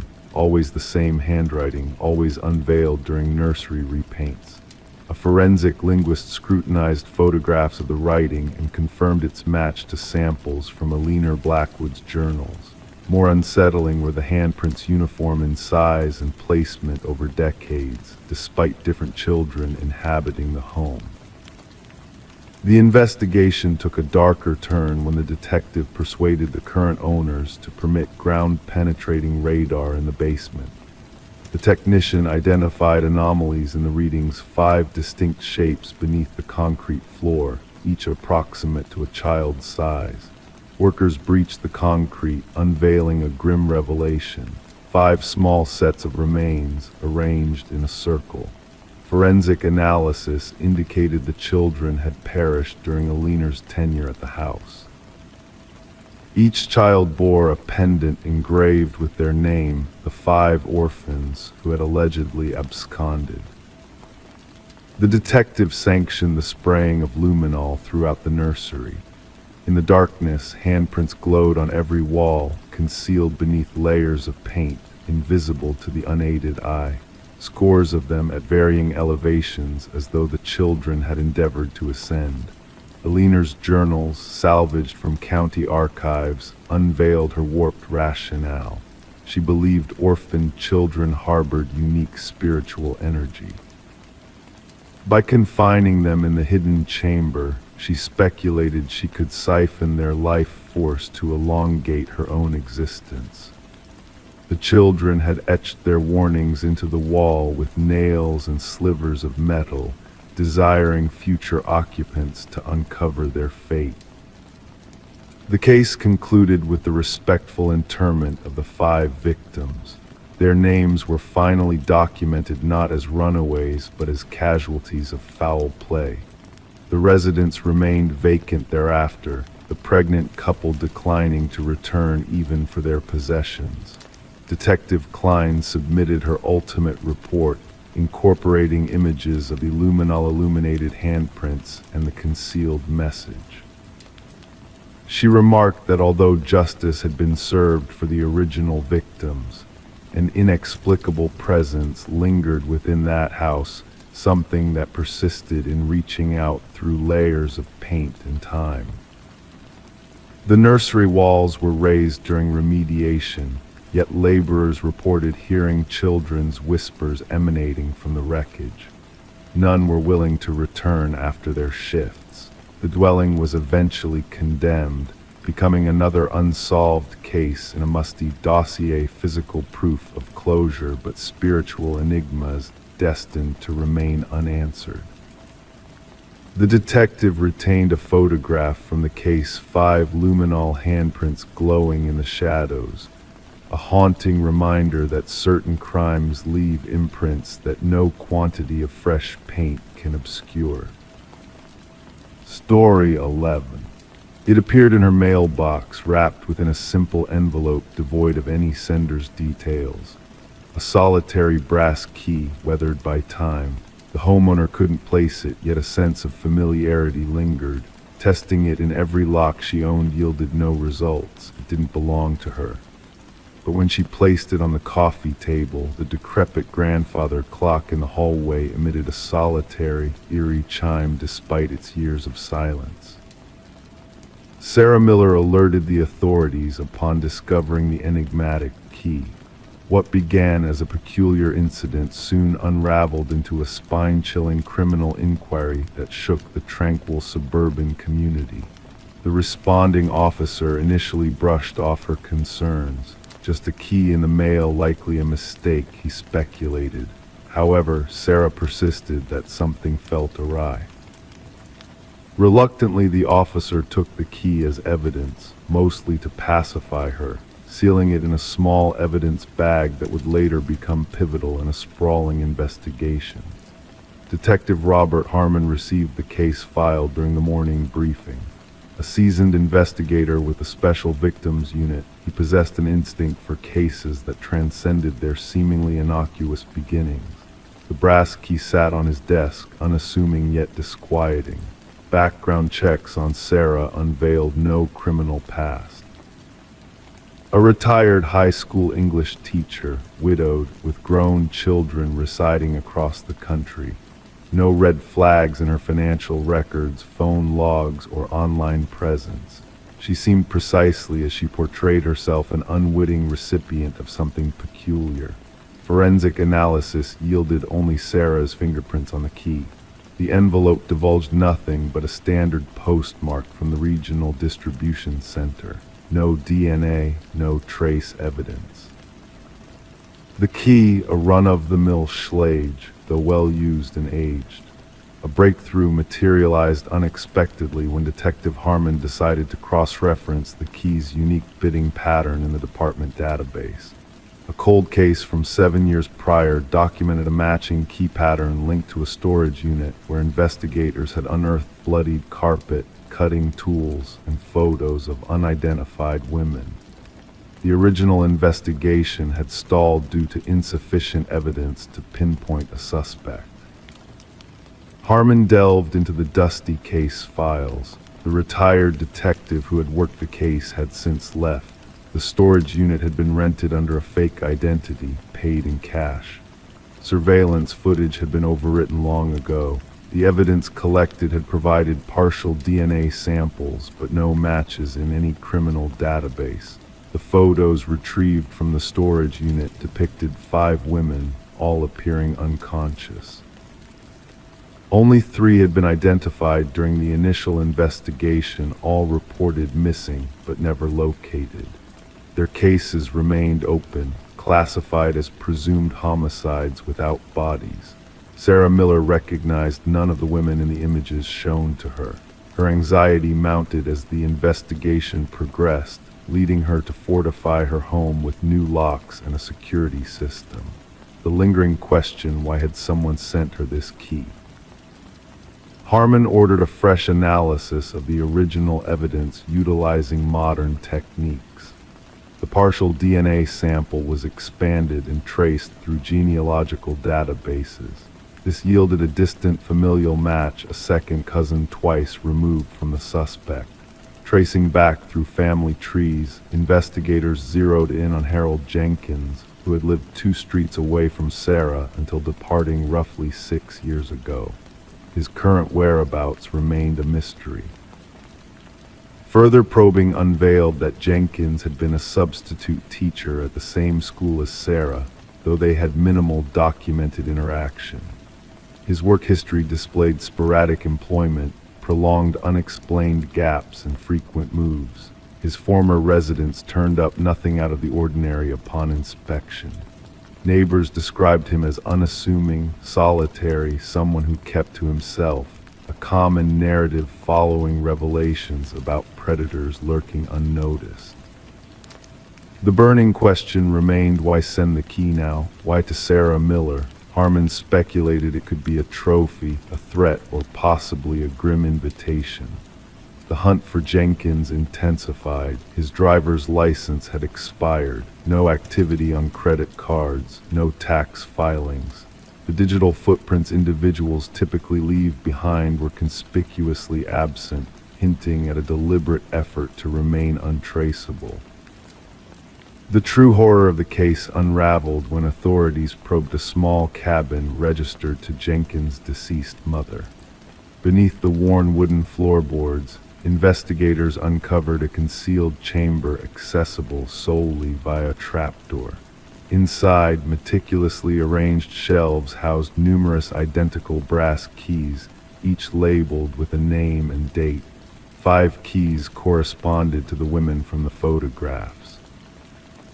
The other keys, 27 in total, suggested a chilling implication of additional victims unknown to authorities before. Buried behind the cabin, forensic teams unearthed human remains. The excavation persisted for weeks as investigators unearthed multiple bodies in varying stages of decay. Sarah received constant protection as the nationwide manhunt for Jenkins expanded. Behavioral analysts posited that the key symbolized a twisted gesture, Jenkins selecting Sarah to admire his handiwork. The media dubbed him the Keymaster, a moniker that swiftly spread through national news. Fear permeated the community as residents questioned how such horror could lurk unnoticed among them. Tracking dogs traced a scent from the cabin into the surrounding wilderness. Search teams combed dense forested areas. Thermal drones surveyed terrain too treacherous for ground units. The manhunt evolved into one of the region's largest. A wildlife photographer exploring remote woods captured an image resembling Jenkins. The grainy photo depicted a bearded man with hollow eyes carrying a backpack, venturing deeper into the wilderness. Authorities closed in on the area, establishing a perimeter. Tactical teams navigated challenging landscapes while profilers anticipated Jenkins would not surrender. They speculated he might have prepared for this scenario with hidden supplies and escape routes. The final showdown occurred when a patrol officer encountered Jenkins trying to cross a river. Rather than surrender, Jenkins retreated to higher ground, barricading himself in an abandoned fire observation tower. Negotiators attempted communication for hours to no avail. When tactical units breached the tower, they discovered Jenkins dead from a self-inflicted wound. Beside his body lay a journal detailing his crimes, alongside a brass key identical to the one Sarah had received. Inside a waterproof container, investigators found additional evidence, including photos, maps marking burial sites, and personal belongings taken from victims, a meticulously preserved record of atrocities spanning nearly a decade. The journal's closing entry addressed Sarah directly. "You never noticed me, but I noticed everything about you. The key unlocks nothing because what I wanted to offer you can't be accessed with metal, only with recognition. Now everyone will recall my name." The ensuing investigation identified 32 victims in total.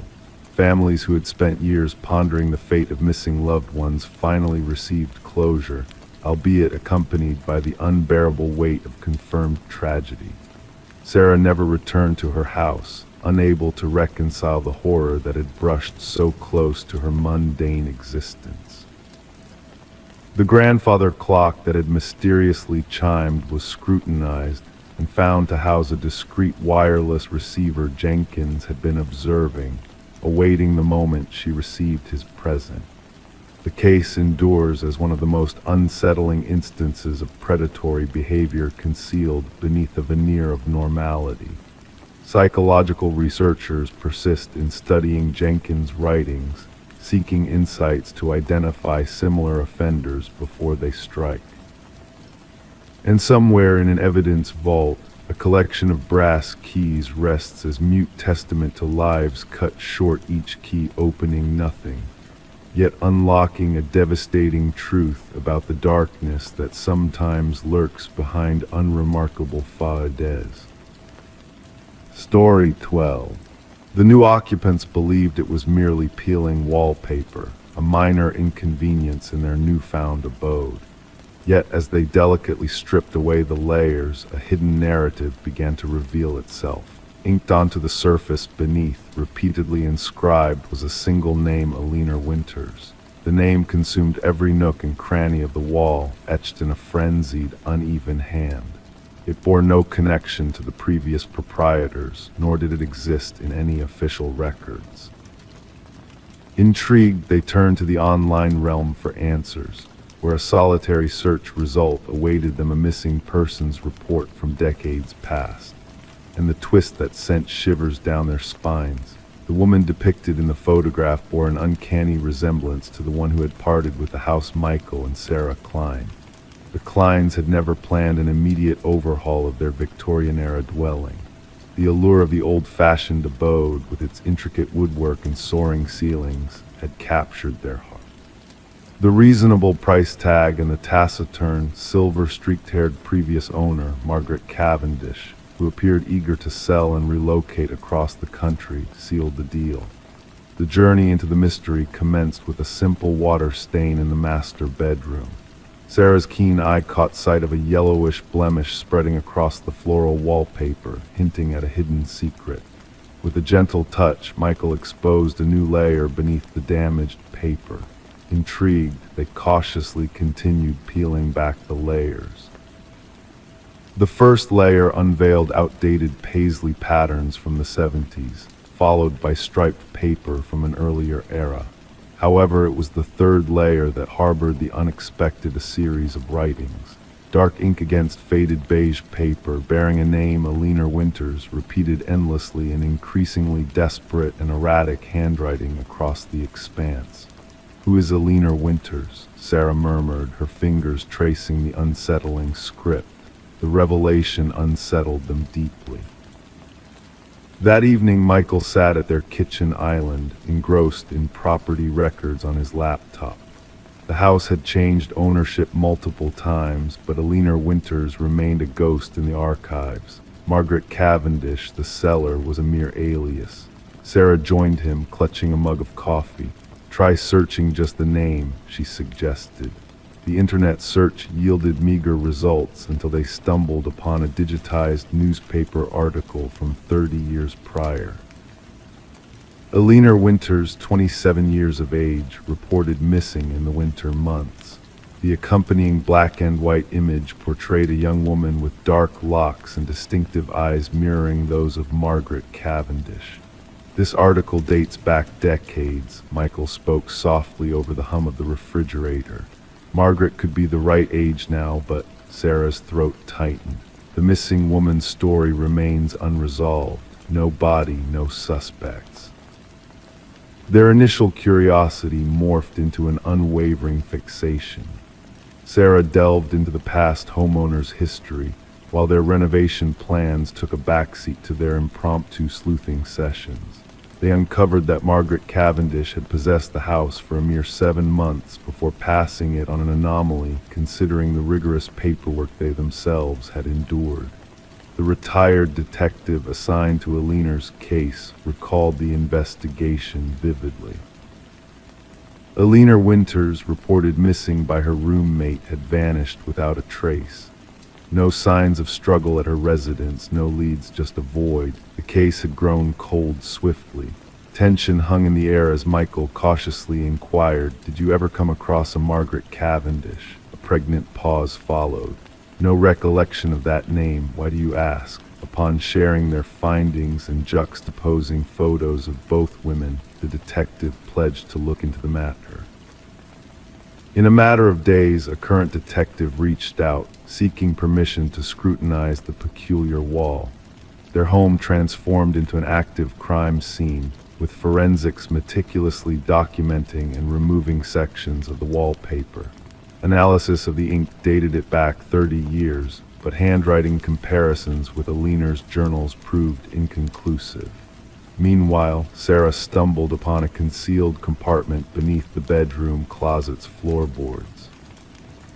Among the items laid within was Alina Winters' driver's license, accompanied by various identification cards bearing different aliases. Each card depicted the same face with subtle alterations, a different hair color, glasses, and expressions. The final ID, Margaret Cavendish, aligned with their house seller. Attempts to trace Margaret's whereabouts using the provided forwarding address led to dead ends. Her contact details had been severed, her bank account closed. Margaret Cavendish had vanished, mirroring Alina Winters' fate decades earlier. A pivotal revelation altered the course of the investigation. DNA extracted from hair strands entwined deep within the wall cavity matched Alina Winters, while fingerprints lifted from the writing matched a distinct profile: Rebecca Eldridge, a psychiatric patient institutionalized shortly after Alina's disappearance. Rebecca suffered from severe dissociative identity disorder, with one of her alter egos assuming the persona of Alina. The investigation unveiled a chilling truth: Rebecca, once Alina's close friend, had fixated on her to a point of obsession. When Alina spurned her advances, Rebecca's psyche fractured, adopting Alina's identity and fabricating an intricate web of personas to sustain the charade. The scrawled name on the wall symbolized Rebecca's desperate struggle for self-identity, a tangible representation of her shattered mind. From their front porch, Michael and Sarah observed as forensic teams meticulously excavated sections of their backyard, guided by ground-penetrating radar hinting at buried secrets. The once cold case had ignited with fervor. The unearthed remains belonged to Alina Winters. Rebecca Eldridge, alias Margaret Cavendish, was eventually apprehended attempting to flee with yet another alias. Confronted with irrefutable evidence, the Margaret Faadeck crumbled, revealing a new persona, one confessing to Aliner's murder, born out of jealousy. The names on the wall served as both a memorial and a manifestation of guilt, inscribed by a fractured mind grasping at shards of truth. Justice for Aliner arrived 3 decades late, while Michael and Sarah's dream home etched its name in true crime lore, a dwelling where the walls themselves whispered of a long-buried secret. Story 13. The house had sat abandoned, shrouded in silence for what felt like an eternity. Whispers of the past lingered in the air, tales of the young woman who had vanished without a trace. When the new occupants crossed the threshold, they were met with a peculiar sight, the bedroom door stubbornly locked from within. With effort, they forced it open, revealing a room frozen in time. The atmosphere was thick with neglect, dust dancing in the dim light. Yet amidst the stillness, something stirred unease in their hearts. The bed was neatly made, the mirror devoid of blemish. A lone candle stood on the desk, its flame long extinguished, leaving behind tears of wax frozen in time. A notebook lay open, its pages whispering secrets untold. Detective Morgan delved into its contents, each word a breadcrumb leading deeper into the mystery. Elise Winters, 26 years of age, had penned her thoughts in elegant script, each stroke a piece of her essence. But as the entries progressed, a sense of urgency crept in, culminating in a chilling revelation on the final page. "I know he's watching me tonight," the ink pleaded, a plea unheard in the night she vanished. Forensic experts combed the room, seeking truths hidden in the shadows. Elise, a diligent paralegal, had uncovered discrepancies that threatened to shatter the facade of a prestigious law firm. Her pursuit of justice had led her to a dangerous crossroads where secrets festered like wounds left unhealed. The room held no overt signs of struggle, only a haunting stillness that belied the turmoil within. A solitary candle stood vigil, a silent witness to the events that unfolded in its flickering glow. Underneath its melted remains, a truth waited to be unveiled. As the investigation deepened, hidden compartments were revealed, secrets locked away yearning to be set free. A key led to a vault of damning evidence, a web of deceit spun by those who believed themselves untouchable. The recording spoke volumes, voices echoing through the darkness of corruption. Elise's bravery echoed in the stark truth she unearthed, a truth that threatened to dismantle the carefully constructed facade of power and privilege. Vincent Harriman, a man of influence, stood at the center of the storm, his actions casting a shadow over the lives he deemed expendable. The truth, like a beacon in the night, illuminated the darkest corners of his soul. Through hidden passages and concealed truths, justice slowly unfurled its wings, reaching out to grasp those who thought themselves beyond its reach. The room, a silent witness to the horrors within, bore witness to the unraveling of a heinous crime. In the end, justice prevailed, though the price was steep. Elise's legacy, a room frozen in time, stood as a testament to her unwavering courage. The house, a relic of the past, stood as a silent sentinel to the darkness that once dwelled within its walls. As night fell, casting shadows over the empty house, a flicker of light danced in the upstairs window. Some whispered of a presence lingering, of a soul at peace knowing that justice had been served. The house stood as a monument to the truth, a beacon of hope in a world tainted by lies. And so the house remained, its secrets laid bare, but its memory eternal. The legacy of Elise Winters lived on, a testament to the power of one voice against the forces of darkness. In the stillness of the night, whispers of justice echoed through the empty rooms, a lullaby to soothe the restless souls who dared to listen. Story 14, the apartment had a history shrouded in shadows of the past. The heating system groaned softly, the pipes whispered tales of bygone days. It was all part of the building's ancient charm, or so they thought until she heard it. A voice, a mere echo, drifted through the vents like a ghostly whisper in the night. It wasn't the usual sounds of neighbors going about their lives. It was different. It called to her, beckoning her closer. Intrigued, she lined in, her heart beating a curious rhythm. A chill breeze brushed against her cheek, carrying with it a message, almost teasingly, "I see you. I know you're listening."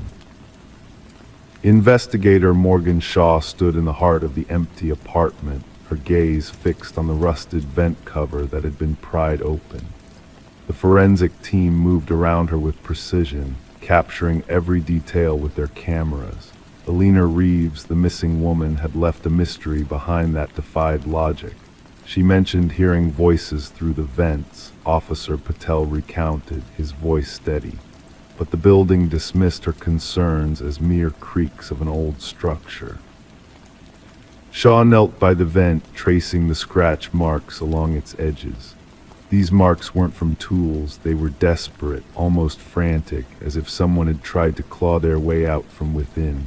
The victim, Alina, had been a beloved figure, a teacher with a penchant for nurturing life, both in her classroom and through her thriving houseplants at home. Her absence had left a void in the lives of many. Her sister shared during an interview how Alina had spiraled into paranoia before vanishing. She believed unseen eyes watched her, voices whispered to her through the very walls of her sanctuary. Shaw surveyed the apartment anew, noting the small details that spoke of a haunting presence: the neatly made bed, the abandoned coffee mug, the chair placed strategically beneath the vent as if waiting for a listener. The evidence uncovered sent shivers down Shaw's spine. Fibers entwined in the vent grill matched Alina's favorite cardigan. A mysterious fingerprint, not belonging to the victim, lingered on the inside of the vent cover. But most chilling were the audio recordings from Alina's phone, capturing eerie conversations that danced on the edge of reality. A dive into the building's past unearthed unsettling truths. Previous tenants had fled, citing strange occurrences within the walls. One spoke of voices beckoning from unseen corners, another of hallucinations induced by a malevolent force. Harold Weber, the superintendent with a cool exterior, held keys to every door, a fact that raised suspicions. As the investigation deepened, a hidden passage behind a loose tile in Alina's bathroom revealed a clandestine world within the walls. An intruder had made a home there, watching, listening, whispering. Shaw's team searched Weber's pristine apartment, finding a trove of recordings and keepsakes that painted a picture of obsession and possession. Weber's arrest brought a chilling revelation to light. He believed he was a conduit for the building's secrets, a vessel through which it communicated with its inhabitants. The victims he chose, the lives he invaded, all became part of his twisted narrative. The trial that followed showcased a battle between reality and delusion, with the jury swiftly delivering a verdict of guilt. As Weber was led away, his unsettling smile lingered, a reminder of the darkness that had seeped through the building's walls. The whispers that once haunted Alina now echoed through the empty rooms, a spectral reminder of the horrors that had unfolded within. The building, with its new facade and fresh coat of paint, stood as a silent witness to the secrets buried within its walls. And so the apartment building remained an enigma, a place where echoes of the past mingled with the present. Residents spoke of whispers in the dead of night, of cold drafts carrying voices from forgotten realms. The heating system continued its symphony of groans, the pipes whispered tales of those long gone. It was nothing out of the ordinary, or so they tried to convince themselves.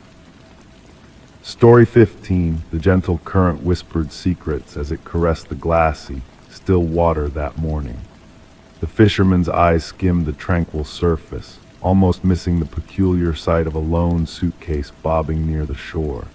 Initially dismissing it as discarded old clothes, his curiosity was piqued as he approached and caught a whiff of a thick, cloying stench that hung heavy in the air, a scent unmistakable in its grimness. The case was ensnared in chains, its edges weathered by time and exposure to the elements. When authorities pried it open, it wasn't garments they discovered within, but strands of hair, fingers frozen in a desperate grip, and at the very bottom, a haunting note that simply stated, "This isn't the first." Detective Sarah Mercer arrived at the somber scene, a delicate handkerchief pressed to her nose to shield her from the overpowering odor. The victim, a woman in her mid-30s with dark locks and now pallid skin, bore the markings of her watery grave. The meticulous medical examiner painstakingly documented every detail before the body was gently lifted away. What struck Mercer amidst the grimness was not just the callous disposal of the victim, but the eerie care taken in presenting her manicured nails, freshly styled hair, clad in luxurious attire. She was not dispatched here, Mercer mused, her gaze fixed on the murky shore as the water whispered its secrets. She was readied, displayed. The victim was identified as Catherine Walsh, a successful real estate agent known for her dealings in high-end properties. Divorced, childless, residing alone in an affluent neighborhood, she was described by colleagues as driven, meticulous, and fiercely private. Her disappearance was reported by her assistant when she failed to show up for a critical showing with affluent clients. She would never miss such an appointment, the assistant maintained during interrogation. That sale meant everything to her. Investigators meticulously combed through Walsh's impeccably kept modernist abode, a place of pristine perfection. Designer furniture meticulously arranged, not a speck of dust in sight. The refrigerator housed neatly organized meals, labeled by the day. Her closet was a symphony of color-coordinated garments and shoes carefully stored in protective coverings. Yet a lone anomaly lingered in her home office, a slightly ajar drawer. Inside, a leather-bound journal lay in wait. The final entry ominously whispered, "He's watching again. Same car, different plates." A digital excavation of Walsh's email unveiled a chilling pattern, dozens of messages from unknown senders, all bearing the ominous phrase, "I see your perfection," transmitted at precisely the same time on various days. Her internet search history hinted at her growing unease, with frequent quests for home security systems and personal protection devices. Mercer wove these threads together, linking the victim's meticulous presentation in death to the eerie precision of the crime scene. "Our perpetrator is methodical," she confided to her partner. "This was no crime of passion. This was a ritual." A breakthrough emerged from an unexpected source, a local pawn shop owner recognizing Walsh's distinctive emerald necklace among the wares. The culprit, a regular named Michael Linden, a nondescript maintenance worker. Surveillance footage painted a damning picture of Linden frequenting Walsh's building, sometimes with his maintenance cart, sometimes without, always during her absences while conducting property viewings.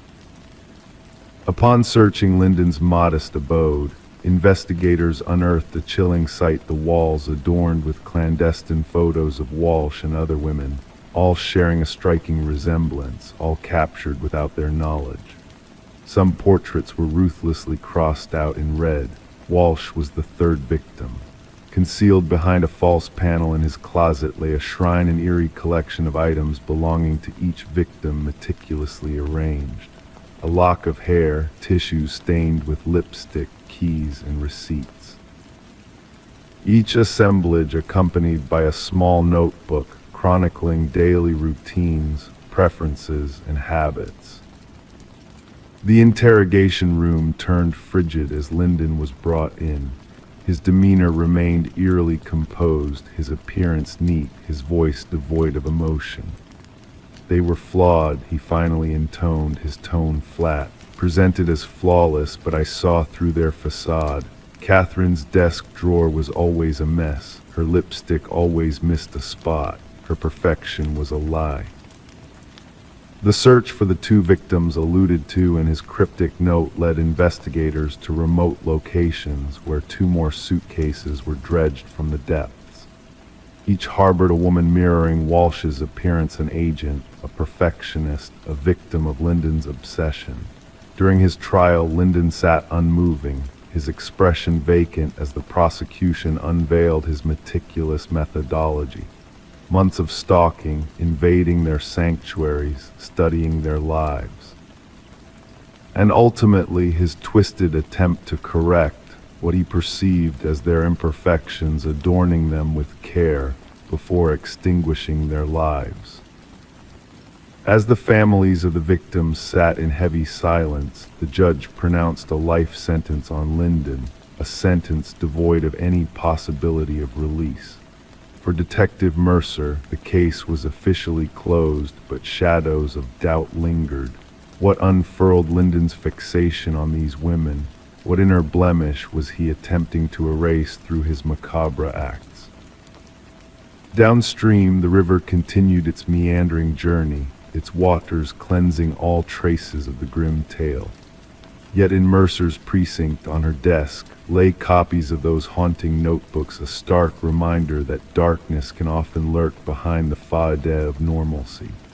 And sometimes the most perilous predators are those who dwell in plain sight, watching, waiting for a solitary flaw to expose itself. Story 16, A Whisper in the Dust. It began with a mere pocket dial, a mishap of technology resulting in static and muffled sounds. The operator almost dismissed it as insignificant until a voice pierced through the interference. A woman's voice filled with frantic whispers, urgently conveying, "He's here." He, and then an eerie silence descended. The phone number traced back to an empty house, a dwelling abandoned for years, frozen in time. There were no signs of forced entry, no disturbances that could explain the mysterious call. Yet in the heart of the desolate kitchen, amidst the layers of dust, the phone rested on the counter, its screen eerily aglow. The call had been placed just moments ago. Detective Morgan Reed found herself drawn to the playback button, compelled to listen to the haunting whisper for the 5th time. The voice lingered in her mind, echoing desperation, terror, and impossibility. This abandoned property had once belonged to the Sullivan family, who had fled after a devastating house fire ravaged the West Wing. Since then, the house stood silent, untouched by human presence. The caretaker swore by its solitude, claiming no one had trespassed in years. Background check on the number, Morgan inquired of her partner, Detective Walsh.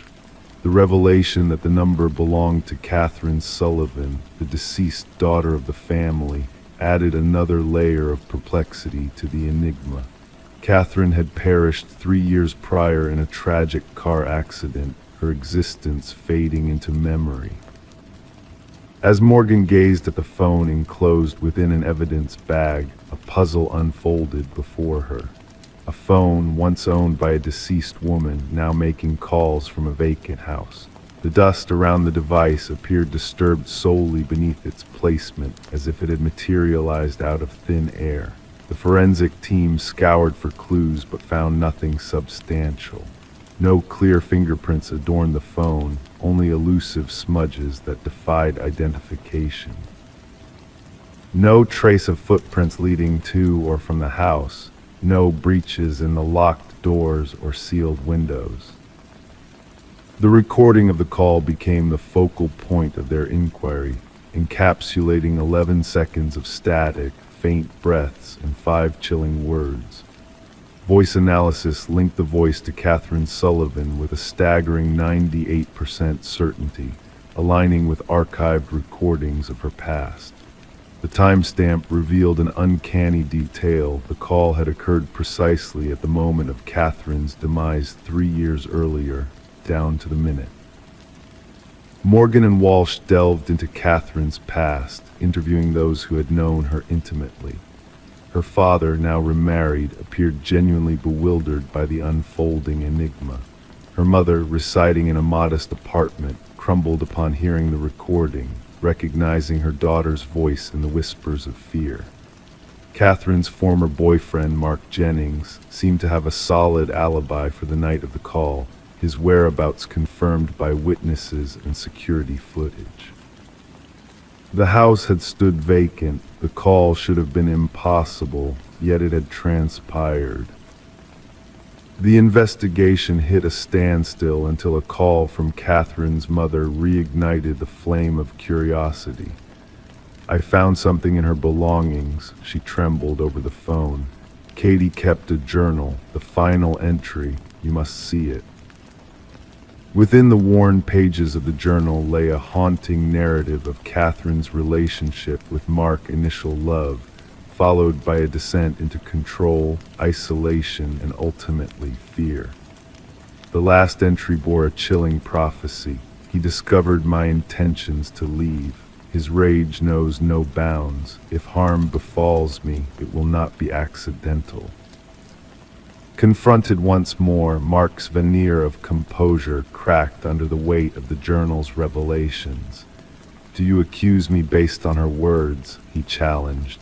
"There is no proof in mere writings." Morgan probed further, pointing out discrepancies in his narrative. "You were the first responder at the accident scene, preceding emergency services," she emphasized. "How do you explain that?" "I was concerned when she didn't arrive. I went in search of her," Mark stammered. "But her vehicle veered off a remote road. How did you locate her so swiftly?" A pallor overtook his features. "I told you I was worried." Revisiting the site of Catherine's fatal accident, investigators unearthed a chilling discovery buried 20 feet from the crash site: Catherine's actual phone. The device found in the house was a decoy, a backup concealed at her parents' abode. Examination of the buried phone unveiled deleted messages exchanged between Catherine and her sister on the fateful night. "Mark has discovered my plans to leave him. He's tailing me in his car. And later, he's forcing me off the road." A reevaluation of Catherine's autopsy photos unveiled a grim truth. The injuries sustained were not solely indicative of a vehicular accident. Defensive wounds marred her hands, bruising patterns hinted at strangulation. When authorities moved to apprehend Mark, they encountered an empty abode, haunted by remnants of his obsession with Catherine, a shrine of stolen mementos, photographs, and writings chronicling her tragic demise. Among his possessions lay evidence of audio manipulation software and scripts detailing the creation of the ghost call, a macabre ploy to confound investigators and torment Catherine's grieving family. The scope of the investigation expanded, unraveling a sinister thread connecting Mark to other cases where he had served as an emergency responder. 2 more instances surfaced where young women met untimely deaths, veiled under the guise of accidents. Both had shared tumultuous relationships with Mark. 6 days into the manhunt, officers stumbled upon Mark's vehicle stationed outside the Sullivan residence. Inside, he sat transfixed in the kitchen, fixated on a phone identical to Catherine's. He offered no resistance as he was led away. During interrogation, Mark's facade crumbled. She refused to be silenced, he confessed to Morgan. Even after her silence, her accusations lingered. I needed the world to hear her voice, to believe she still existed. A specter cannot testify against me. The jury swiftly rendered a verdict of guilty for first-degree murder, culminating in a swift deliverance of justice. As the pronouncement echoed through the courtroom, Catherine's mother clung to the journal, a testament to her daughter's unwavering voice. The resolution was not born of supernatural intervention, but from the echoes of Catherine's words, her fears etched in ink, her final plea for sanctuary. The phone from the abandoned house now rests in an evidence vault, a relic of a chilling saga. At times, officers swear they catch a phantom ring emanating from its depths, though its power source had long been removed. Catherine's tale endures, not as a spectral legend, but as a poignant reminder that victims, even in silence, find ways to be heard. Story 17, The Realtor's Hidden Secret. The listing from the realtor promised a charming suburban property with character and history, perfect for the Mercer family. Nestled among bare winter trees, the two-story house exuded a sense of nostalgia, its faded siding whispering tales of the past. Little did the Mercers know that beneath the surface of their new home lay a secret waiting to be uncovered. As the family began the tedious task of pulling up the old carpet, a hidden door revealed itself, shrouded in mystery. With a heavy, rusted handle that resisted their efforts, it took 3 of them to pry it open, revealing a staircase leading into the unknown depths below. The air that rushed up to meet them was stale, thick with the scent of damp earth, hinting at secrets long buried. Expecting a storage space, the family instead found a small basement room. In its center stood a solitary chair, illuminated by a swaying light bulb above. But what truly caught their attention were the rows of photographs adorning the wall photographs of themselves. Images captured from within their own home, moments frozen in time without their knowledge. Detective Sarah Connors arrived at the scene with her partner, the air heavy with anticipation.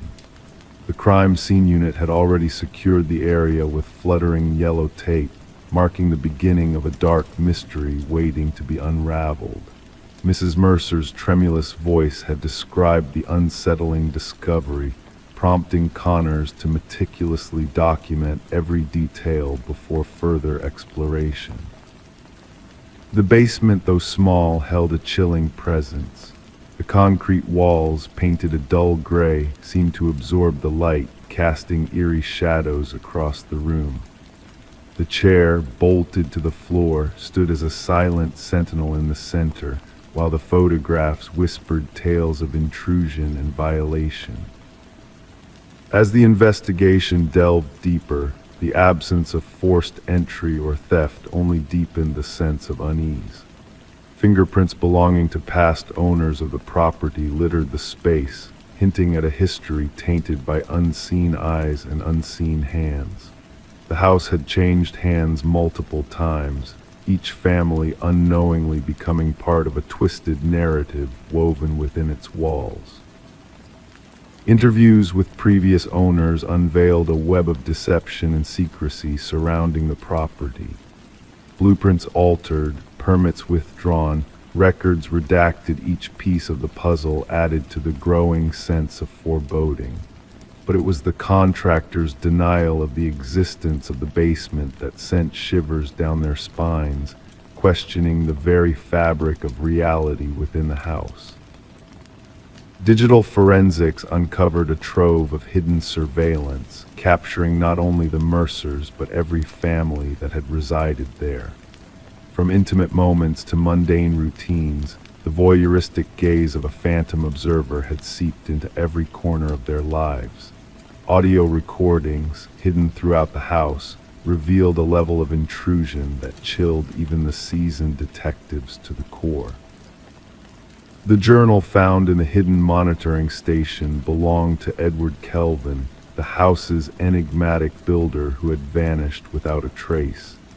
His meticulous notes painted a picture of obsession, of a man consumed by the families he watched from the shadows. The final entry, ominous in its simplicity, heralded the arrival of the next unsuspecting residents. The manhunt for Kelvin uncovered a twisted recluse, his mind entwined with the architecture of the house he considered his domain. His delusions of guardianship overrode any sense of intrusion, blurring the lines between observer and intruder. As the truth unfolded, the Mercer family made a hasty exit, leaving behind a house tainted by the echoes of unseen eyes. Kelvin's trial exposed the depths of his voyeuristic network, revealing a house designed not just for living, but for watching a stage where families unknowingly performed for an audience of one. As the property was razed to the ground, the families haunted by their unknowing participation in Kelvin's twisted game were left to wonder if they were ever truly alone in their most private moments. And so, the legacy of Edward Kelvin lived on in whispers and shadows, a reminder that sometimes the walls around us hold secrets darker than we dare to imagine. The families who crossed paths with his twisted obsession would forever question the sanctity of their homes, haunted by the lingering presence of a man who believed he owned not just a house, but the lives within it. Story 18. The aged apartment held its secrets, pipes that groaned in the night, floorboards that whispered tales of those who had walked upon them. Yet the new tenant sensed a presence beyond the usual settling sounds. The footsteps she heard were deliberate, rhythmic, an eerie dance from above. Strangely, she dwelled on the top floor. One night, emboldened by curiosity, she tapped the ceiling with a broomstick. The footsteps ceased abruptly, plunging the space into a thick silence. Then, a single knock echoed back to her from within the very ceiling itself. Sarah Coleman chose to keep the strange occurrence to herself, attributing it to the old building's idiosyncrasies or perhaps a wayward creature exploring the attic. Despite the nightly cadence of footsteps overhead, she adapted, seeking solace in the blaring television, in the solace of headphones, anything to mask the haunting footfalls that traced unseen paths across her ceiling in the shroud of darkness. Detective Morris caught wind of the apartment through an unexpected twist of fate. A maintenance worker during routine repairs stumbled upon a concealed crawl space. The worker, tasked with fixing a leak, removed a section of drywall in the hallway adjacent to Sarah's unit, only to uncover a hidden passage not documented in the building's blueprints. Within this clandestine space, his flashlight revealed a makeshift abode: scattered food wrappers, discarded water bottles, a soiled blanket, and a weathered notebook. The building superintendent wasted no time in alerting the authorities. Detective Morris, accompanied by Detective Rivera, encountered the maintenance worker, visibly shaken and pale. "Someone's been living in the walls," he repeated in a hushed tone. "Someone's been watching." The notebook divulged meticulous observations of Sarah Coleman, her routines, her guests, her meals, her viewing habits. The penmanship, once precise, descended into chaos towards the final pages, with cryptic symbols adorning the margins. "The subject ignores my signals now," the last entry read. "She defies me. No one defies me." Forensic experts scoured the hidden dwelling, unearthing fingerprints that bore no match in any known database. They unearthed a labyrinth of passages woven into the walls and ceilings of the building, some dating back decades as per structural assessments. These passages linked 5 different residences, but terminated at observation points disguised as innocuous fixtures or minor damages, converging solely in Sarah Coleman's abode. Interviews with current occupants yielded no anomalies aside from the usual hum of communal living. However, former tenants painted a divergent picture.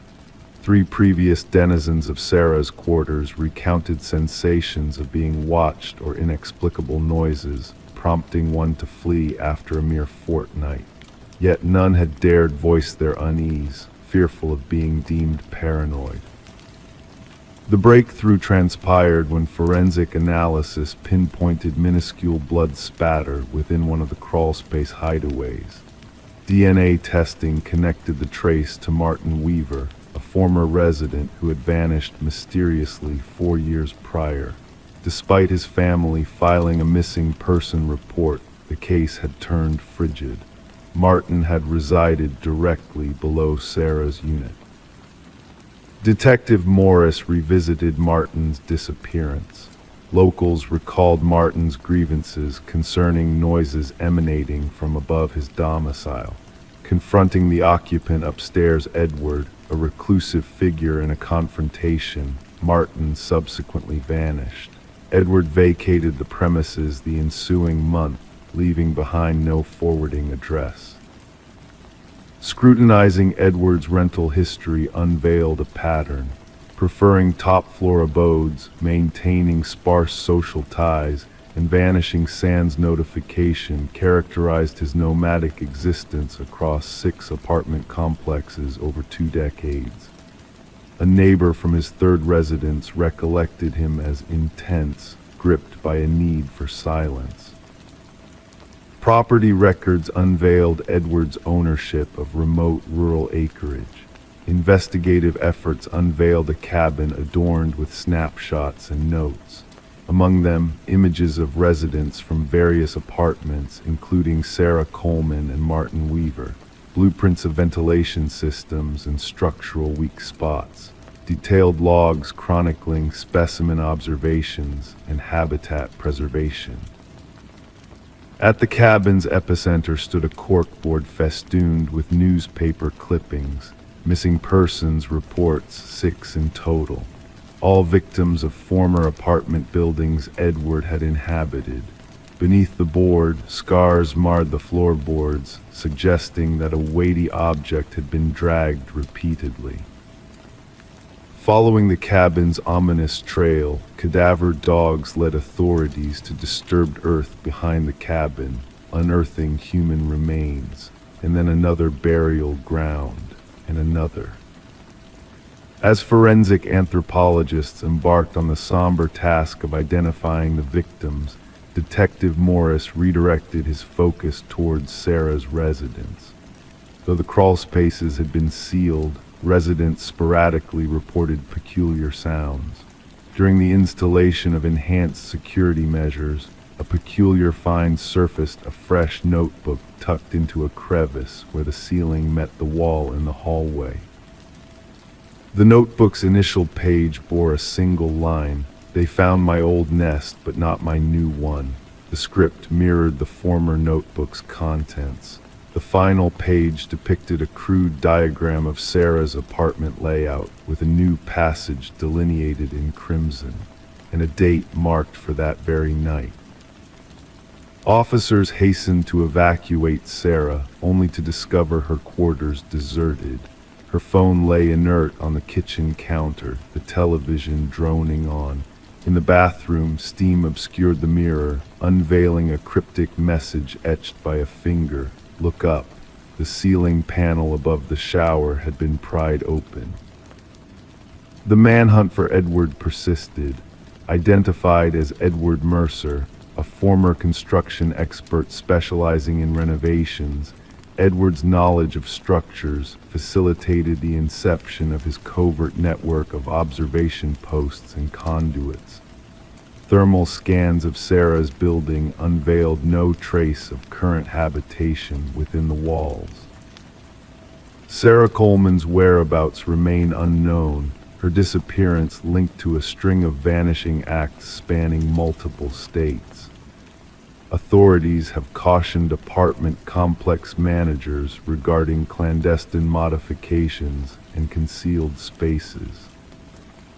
Yet amid the chilling discoveries of graves and journals, it is the image of Sarah, ensconced in her apartment with phantom footsteps above, that haunts Detective Morris the most.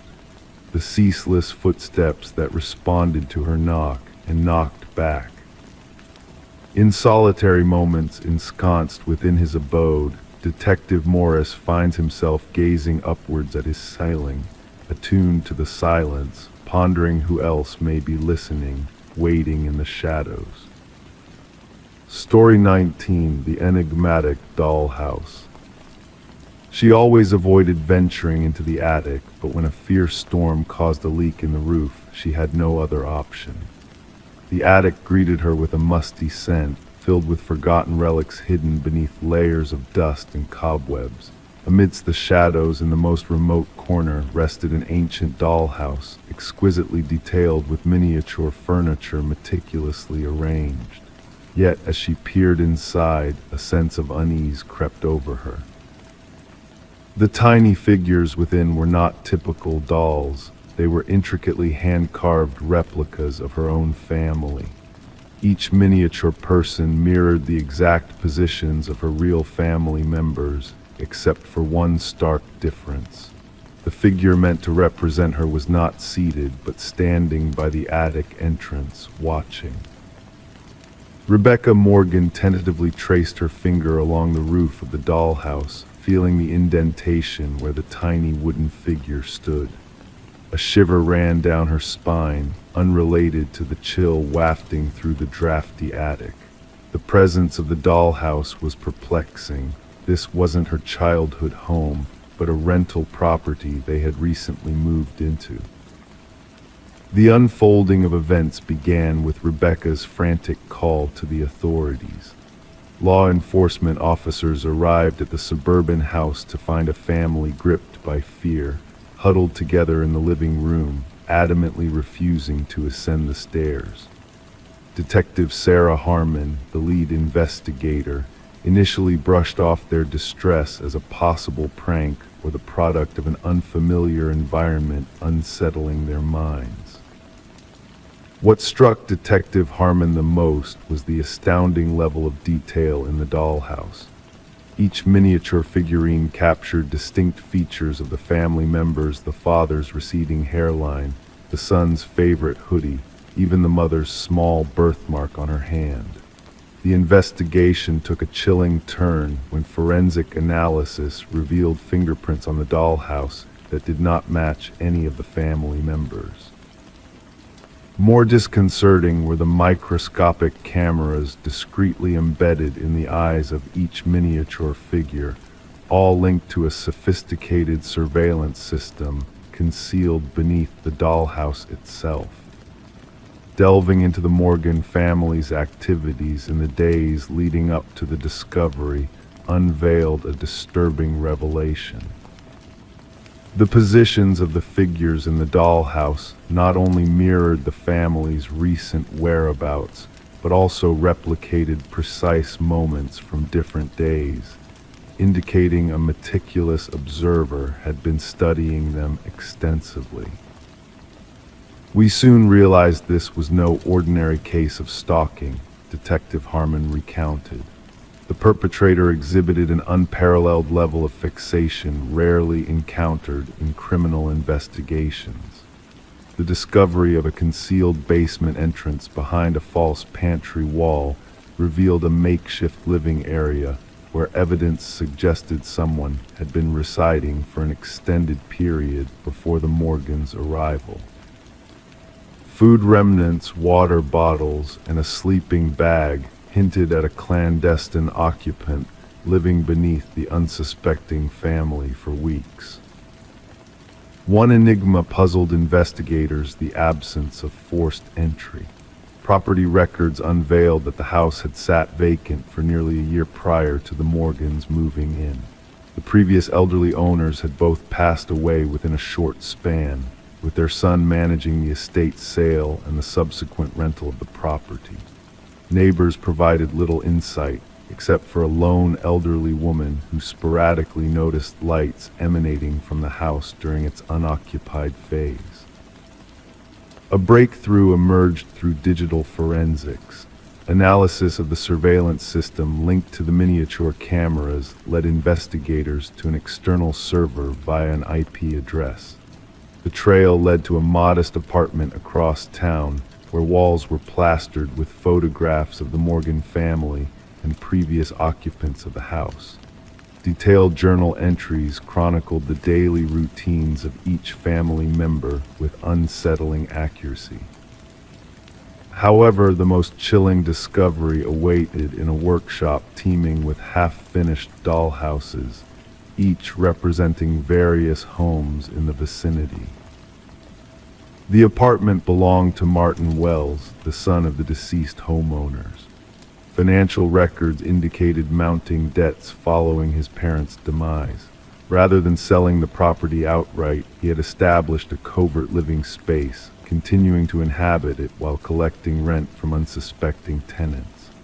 A forensic psychologist assigned to the case elucidated that the dollhouse served as Wells' control hub, each miniature figure symbolizing someone under his surveillance. The figure of Rebecca positioned by the attic door was not a threat, but rather a subtle acknowledgement of her unmasking of his voyeuristic scheme. During interrogation, Wells maintained an eerie composure as he elucidated his rationale. They were living in my house, sleeping in my parents' room. I needed to ensure they respected it. When pressed about the arranged figures, his response was chillingly simple. I wanted them to know I was always watching. A psychological evaluation unveiled a convoluted narrative of possessive delusion. Unable to cope with the loss of his childhood abode, Wells constructed an elaborate system to retain dominance over the property and its inhabitants. The dollhouse became his conduit to possess both the residents and its dwellers. The Morgan family bid farewell to the house, never to return. Rebecca later confided that her most haunting moment was not discovering the dollhouse but comprehending its implications. We were under constant surveillance, mere pawns in a twisted game. The true horror lay not in the dollhouse itself, but in the realization that to him, we were insignificant playthings, manipulated and observed at will. Wells faced multiple charges encompassing stalking, invasion of privacy, illegal surveillance, and breaking and entering. The legal proceedings prompted a reevaluation of real estate disclosure regulations concerning deaths on properties and the obligation of agents to ensure thorough vacating processes before new occupants move in.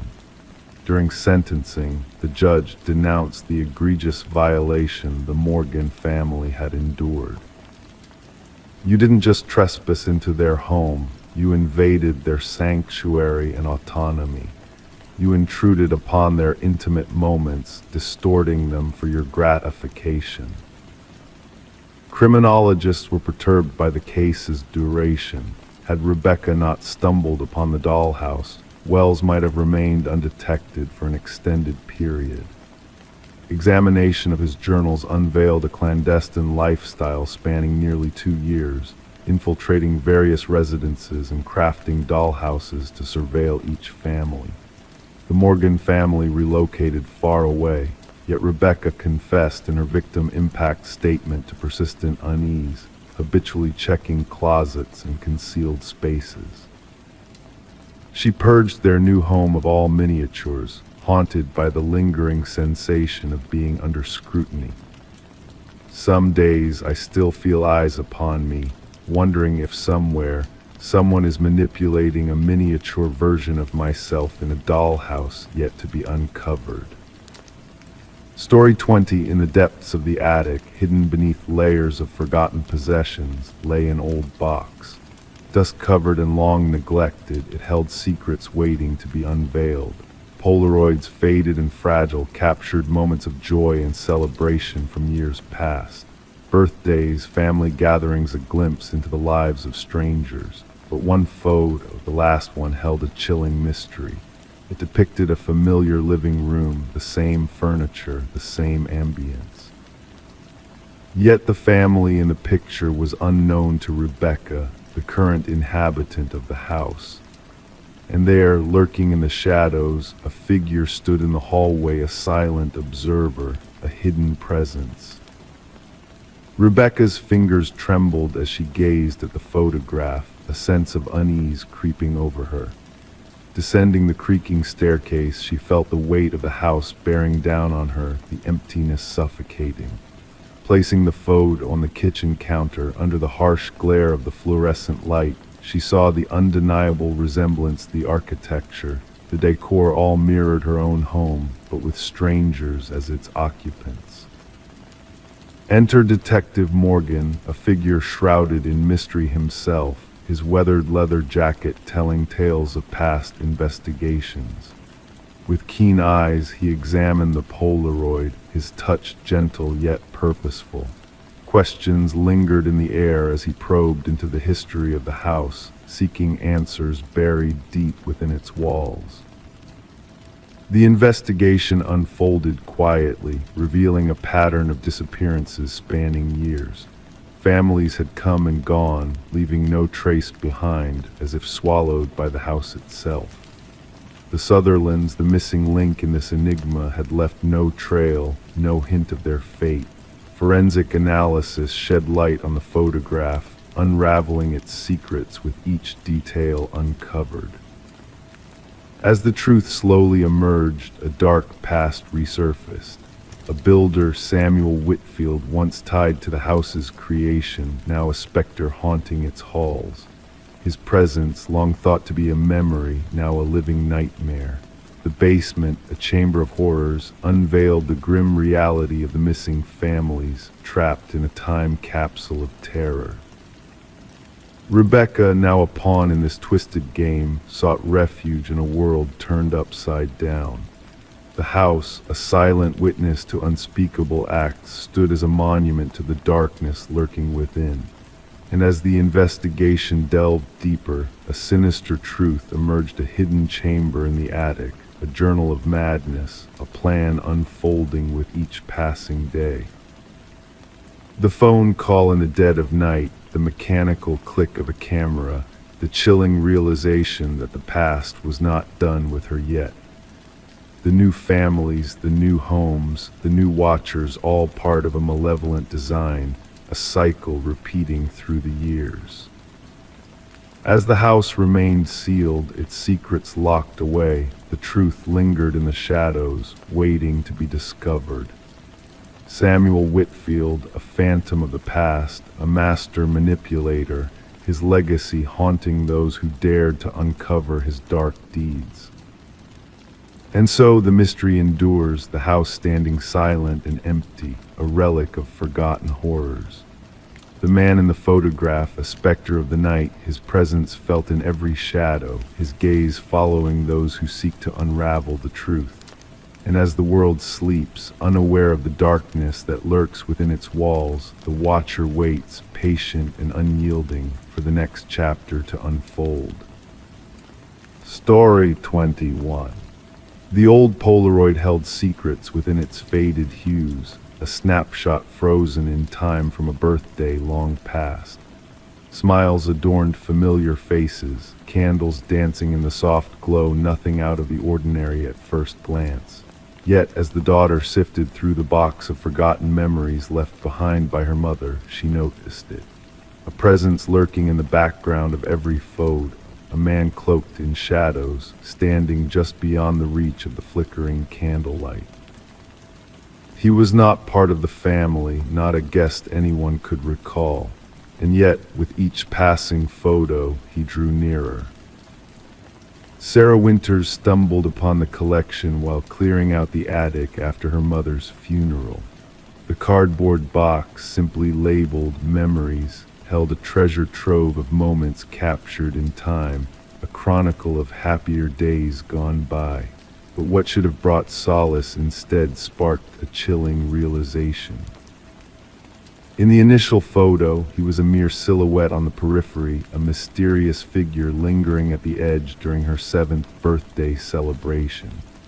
In the next snapshot, he had crept closer, now inside the room. By the 3rd photo, he loomed behind her uncle, unnoticed by all captured in the frame. Disturbed, Sarah reached out to her father, her voice quivering as she questioned him about the stranger haunting the family photos. "Dad, who is this man in the background of these pictures?" she asked, desperation seeping into her tone.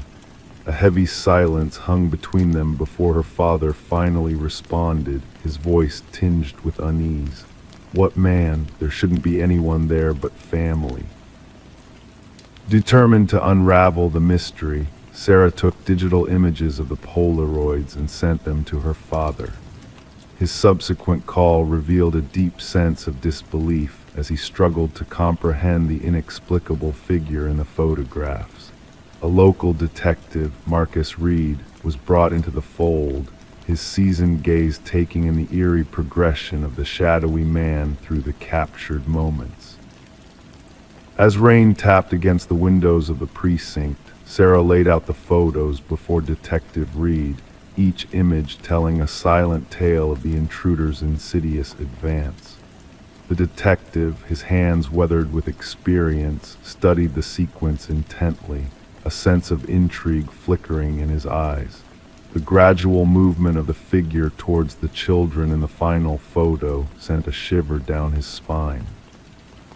Suggesting the photographer as a possible explanation, Reed's doubt lingered in the air. However, Sarah's revelation that her mother had been the one behind the camera, setting the timer and stepping into each frame, left them grasping at straws. The investigation took a grave turn as Reed delved deeper, reaching out to every surviving attendee of the party depicted in the haunting photographs. No recollection surfaced, no memory of the mysterious man who seemed to move undetected through the gatherings. The remote location of the property, carefully chosen for privacy, added another layer of complexity to the enigma. Facial recognition software proved futile against the obscured figure, his deliberate avoidance of the camera's lens hinting at a chilling awareness. Just as the investigation seemed to reach a standstill, Sarah unearthed more photos from different family albums, each showing the same shadowy figure lurking in the background, unnoticed and unseen. With the help of a computer specialist, hidden details emerged from the aged photographs, shedding light on the enigmatic presence.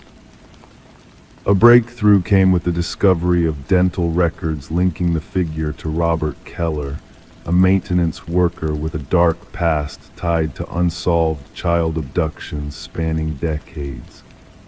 Keller's connection to the vacation property where Sarah's birthday had taken place raised chilling questions about his hidden presence in countless family gatherings. Authorities, spurred into action, unearthed grim evidence buried beneath the foundation of Keller's former residence, remnants of lives disrupted, of children taken.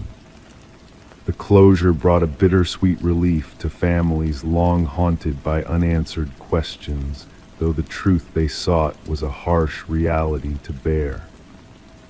Alone in her apartment, surrounded by the chilling evidence that had unraveled a web of concealed horrors, Sarah received a call from Detective Reed. The news of identified remains near one of the vacation properties sent a shiver down her spine.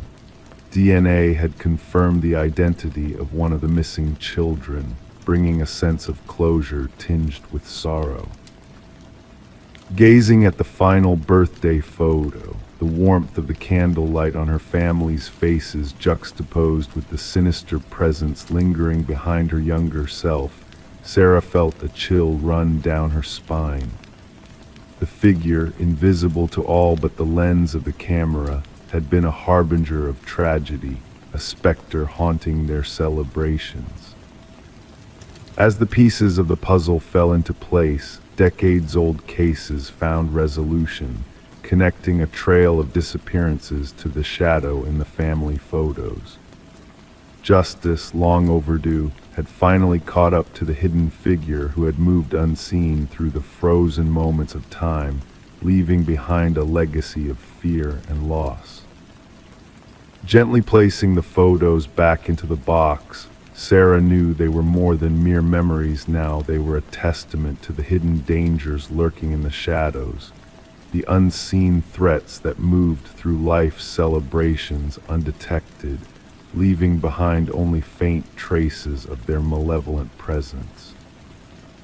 Story 22. The worn envelope, aged and yellowed, bore a fresh stamp, its journey ending just days before. With cautious hands, the detective unfolded the creased paper within. Typed in haste, the message read, "I am sorry for what I did." A dampness clung to the paper, carrying a faint scent of iron. A reddish smear along the edge caught their attention, not ink but human blood. Detective Sarah Morgan, skilled and precise, secured the letter in an evidence bag, the touch of her gloved fingers deliberate. The forensics team confirmed her suspicion. The blood matched the DNA from a long unsolved case, that of Rebecca Warren, a young journalist found brutally slain in her home. The case had haunted the department, her murder unresolved despite exhaustive efforts. Now, a mysterious letter had arrived at the homicide division, bearing a cryptic message and a chilling connection to the past. The letter, devoid of fingerprints save for faint smudges, hinted at a careful sender. The postmark, a beacon of hope in a sea of dead ends, spurred Detective Morgan to action. Gathering her team in the dimly lit briefing room, she pinned the letter at the heart of the investigation board. "This changes everything," she intoned, her voice a whisper in the quiet space. "Our killer shows remorse." Detective James Chen, a steadfast partner in the pursuit of justice, studied the letter thoughtfully. "Or perhaps they seek to deceive," he suggested. "The blood, a macabre touch to toy with us." The hunt for the typewriter began, its unique patterns leading the team down a path of antiquity. As they delved into Rebecca's life, a portrait emerged of a determined journalist unearthing secrets that some would kill to protect. Her latest inquiry into a wealthy and influential family had uncovered a web of deceit and betrayal. Interviews with Rebecca's loved ones uncovered whispers of a shadowy figure trailing her steps. Michael Barnes, her once devastated boyfriend, now bore the weight of suspicion. His demeanor shifted subtly under the team's scrutiny, betraying a hidden truth. She feared someone was watching, he confessed, eyes haunted by the past. "I should have listened." A second letter arrived, mirroring the first in its unsettling contents. The confession within hinted at a chilling truth. The family Rebecca had investigated held dark secrets, secrets worth killing for. The trail led to the opulent mansion of the family patriarch, now deceased under suspicious circumstances. Richard, the eldest son, faced intense scrutiny as his veneer of composure cracked under interrogation. A breakthrough came with the discovery of fibers on the envelopes, linking them to the youngest daughter, Eleanor. Her revelation of Richard's request for stationery unraveled a tapestry of deceit. A hidden room in Richard's estate unveiled a trove of damning evidence clippings, surveillance, and a vintage typewriter stained with Rebecca's blood. The tangled web extended further as financial transactions revealed a sinister alliance between Richard and Michael. The truth emerged in shards of shattered trust: Richard's desperate bid for power, Michael's fatal betrayal of a lover's trust. Eleanor's recording, a damning testament to treachery, sealed Richard's fate. In the hush of the courtroom, justice unfolded. Richard's protestations of innocence crumbled beneath the weight of evidence, his guilt etched in every word and deed. The jury's swift verdict echoed the finality of justice served. As Richard faced his reckoning, Detective Morgan approached Rebecca's grieving parents, offering solace in a moment of closure.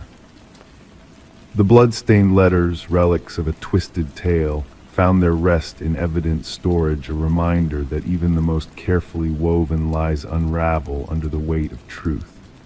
Rebecca's legacy endured, a cautionary tale for generations of detectives to come. In the quiet of night, as the world slept, the old typewriter whispered its secrets, a lullaby of justice served and the shadows of guilt laid bare. Story 23. The parcel lacked a return address, devoid of any tracking information, just a plain cardboard box bearing the faint moisture of morning dew. It wasn't intended for her. The address was correct, yet the name was a stranger's. She should have dismissed it, left it untouched on the doorstep, but curiosity tugged at her, urging her to unravel the mystery. With hesitant hands, she tore open the tape, anticipating mundane contents like books or clothing. However, nestled inside was a VHS tape, accompanied by a solitary sticky note that simply read, "Watch alone." Sarah Miller held the obsidian plastic cassette in her hands, sensing an unusual weight to it, as if burdened with the gravity of forbidden secrets. Tracing her fingers along the worn edges, she felt the imperfections in the plastic casing. The handwritten note bore the imprints of urgency, each stroke etched with determination. The backdrop of her suburban neighborhood hummed with its usual rhythms: a distant dog's bark, children's laughter, the drone of a lawnmower. Oblivious to the enigma that had just been delivered to her doorstep, Sarah brought the package inside, placing it on her kitchen counter as doubt crept into her mind. The name Daniel Whitaker held no significance to her. Having resided in the house for nearly 4 years, she had never received mail addressed to that name. Former occupants, the Johnsons, had long departed, leaving behind no trace of a Daniel Whitaker. Curiosity wrestled with unease as she eyed her outdated VCR, a relic of nostalgic sentiment. There was something about the tape that beckoned to her, a mystery shrouded in worn plastic. Against her better judgment, Sarah inserted the tape into the machine. Initially, static flickered on the screen, gradually sharpening into focus. A dimly lit room materialized, illuminated by a single lamp. The camera angle was askew, casting an eerie ambience. A man sat in a wooden chair, his features initially obscured by shadows. "My name is Daniel Whitaker," his voice resonated quietly but resolutely. "If you're watching this, someone has found you, and that means they will find me too." Leaning forward, he revealed a countenance marked by sleepless nights and perpetual watchfulness, sunken eyes, stubble, disheveled hair. "I am not a killer. I need you to understand that. But they have framed me, planted evidence, my fingerprints, my DNA, despite never laying a hand on her." The camera trembled as Daniel adjusted it, unveiling more of the sparse room, a stark environment, devoid of comfort, indicative of someone prepared to flee at a moment's notice. "They have fabricated everything. The police report will claim I knew her, that we quarreled, that witnesses heard us in altercation. None of it is true. I only saw Catherine Walsh's face when it flashed on the news." His voice wavered slightly. "Deceased, murdered in her own home. And yet my DNA was inexplicably present at the crime scene." Detective Eliza Ramirez scrutinized the identical VHS tape resting on her desk, the fifth one to emerge. 5 tapes, 5 disparate recipients, each receiving the same desperate plea from Daniel Whitaker, a man officially accused in the murder of Catherine Walsh. A man who had vanished without a trace upon the discovery of her lifeless body. Initially, the Walsh case appeared clear-cut: a young professional woman strangled in her bedroom, no signs of forced entry, indications of a struggle. DNA evidence unequivocally pointing to Whitaker, his fingerprints already on file from a prior minor offense. Eyewitnesses attesting to his presence near her residence in the days leading up to the tragedy. A seamless case. yet the arrival of the tapes complicated matters. The tapes introduced complexity. Detective Ramirez articulated into her recorder, updating the case files. Whitaker is either orchestrating an elaborate diversion or exposing a darker truth. Surveying her evidence board, she lingered on photographs of Catherine Walsh exuding vitality, crime scene images too unsettling to dwell on, maps pinpointing the delivery locations of the enigmatic packages, and at the center, Daniel Whitaker's driver's license photo, his eyes imploring. The investigation took an unforeseen turn when Ramirez unearthed Catherine Walsh's involvement in a whistleblower case against her employer, Pharmacorp, a formidable pharmaceutical entity with governmental ties.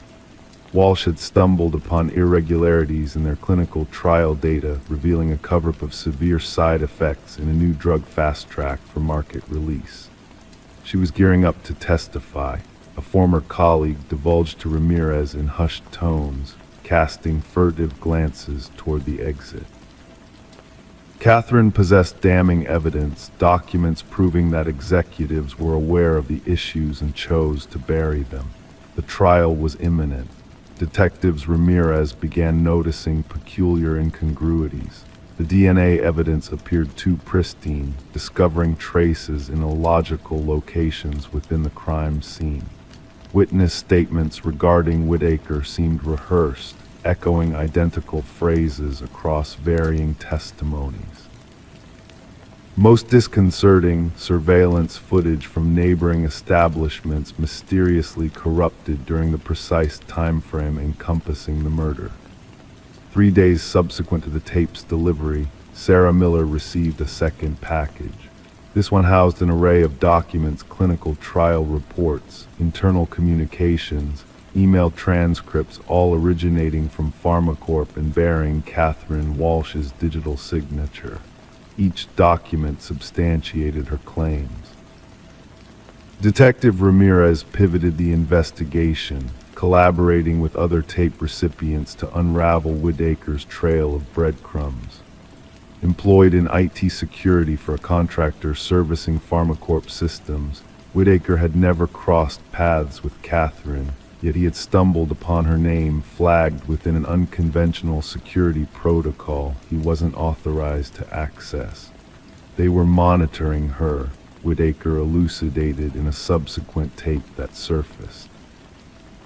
I intercepted the surveillance directives within the system. They knew she was amassing evidence. Soon after, I found myself locked out of the network. The subsequent day, she was deceased, and inexplicably, I was branded the perpetrator. The breakthrough in the case arose when Sarah Miller discerned a crucial detail on her tape. A reflection within a window behind Whitaker revealed a row of storage units. Collaborating with Detective Ramirez, they pinpointed the location. Hidden within Unit 217, they uncovered a trove of evidence: Whitaker's journal chronicling the conspiracy, Catherine's original files, and most damningly detailed strategies concocted to frame Whitaker. Inscribed in the handwriting of Pharmacorp's head of security, a former law enforcement officer with access to evidence handling procedures. Justice was delivered not through dramatic arrests, but via the accrual of incontrovertible evidence. 3 executives faced indictments. The head of security confessed, securing a deal to testify against his superiors. The contentious drug was withdrawn from consideration.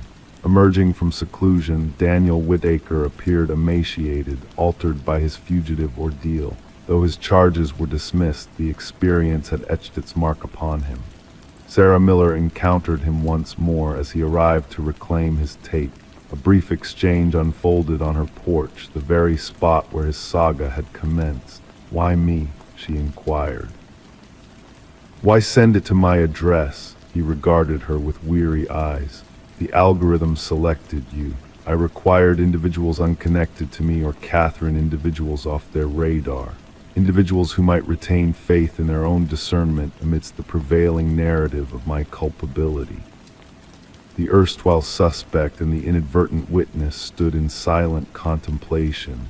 pondering the tenuous boundary between justice and manufactured reality. Finally, Sarah interjected. The erroneous address turned out to be precisely the correct one. The VHS tapes were cataloged as evidence, tangible reminders that truth sometimes arrives in unanticipated parcels, bearing unfamiliar names, awaiting a curious soul to delve within. Story 24. In the dead of night, a faint flicker danced across the baby monitor screen, a fleeting anomaly that caught the mother's attention only for a moment. Dismissing it as a glitch, she turned back to her book, seeking solace in the routine of the evening. But then, as if defying logic, the audio crackled to life, a static-laden whisper cutting through the silence. SHHH, go back to sleep. A chill crept down her spine, her instincts on high alert as her blood ran cold. With a heart hammering in her chest, she rushed to her son's room, each step a thunderous echo in the stillness of the house. The sight that greeted her tore at her very being. The crib stood empty, a void where her precious Samuel should have been. The window remained tightly shut, the door securely locked.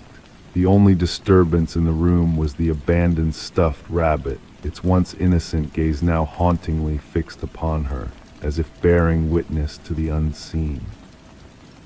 In the aftermath, Rebecca's screams pierced the night, a raw, guttural sound that carried her terror beyond the confines of her home.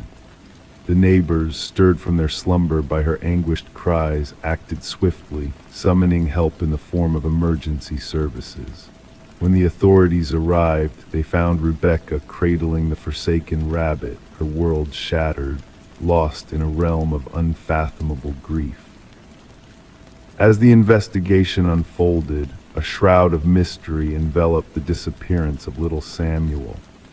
The absence of clues confounded the authorities. No signs of forced entry, no alarms breached, no trace of the intruder save for the chilling voice that had penetrated the sanctity of the nursery.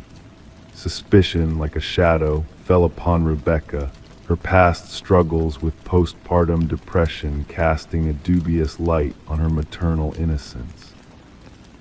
Just when the darkness seemed impenetrable, a glimmer of hope emerged. Forensic analysis unearthed microscopic fibers on the nursery windowsill, foreign threads hinting at an intruder's clandestine entry. The focus shifted, revealing a narrative woven in shadows and secrets. Security footage whispered of a cloaked figure, a phantom in the night, leaving behind only whispers of their sinister presence. In a twist of fate, Daniel, the absent husband, returned to a house haunted by questions. His demeanor, once stoic, now betrayed by the telltale marks of a hidden life. The pieces of the puzzle began to fall into place: rock climbing, a newfound hobby, a second family lurking in the shadows, a web of deceit spun from desperation and greed. With each revelation, the baby monitor emerged as a silent witness to treachery. Its hacked signals unveiled a chilling truth that the voice, the whispers in the night, had been a facade orchestrated from afar, a cruel ruse to deceive and betray. The unraveling of the mystery led the investigators to a chilling discovery: a basement harboring a fragile truth. There, amidst the shadows, Samuel was found, tended to by a spectral figure named Elaine, a ghost from Daniel's past seeking solace in stolen moments. The trial that followed echoed with the weight of betrayal.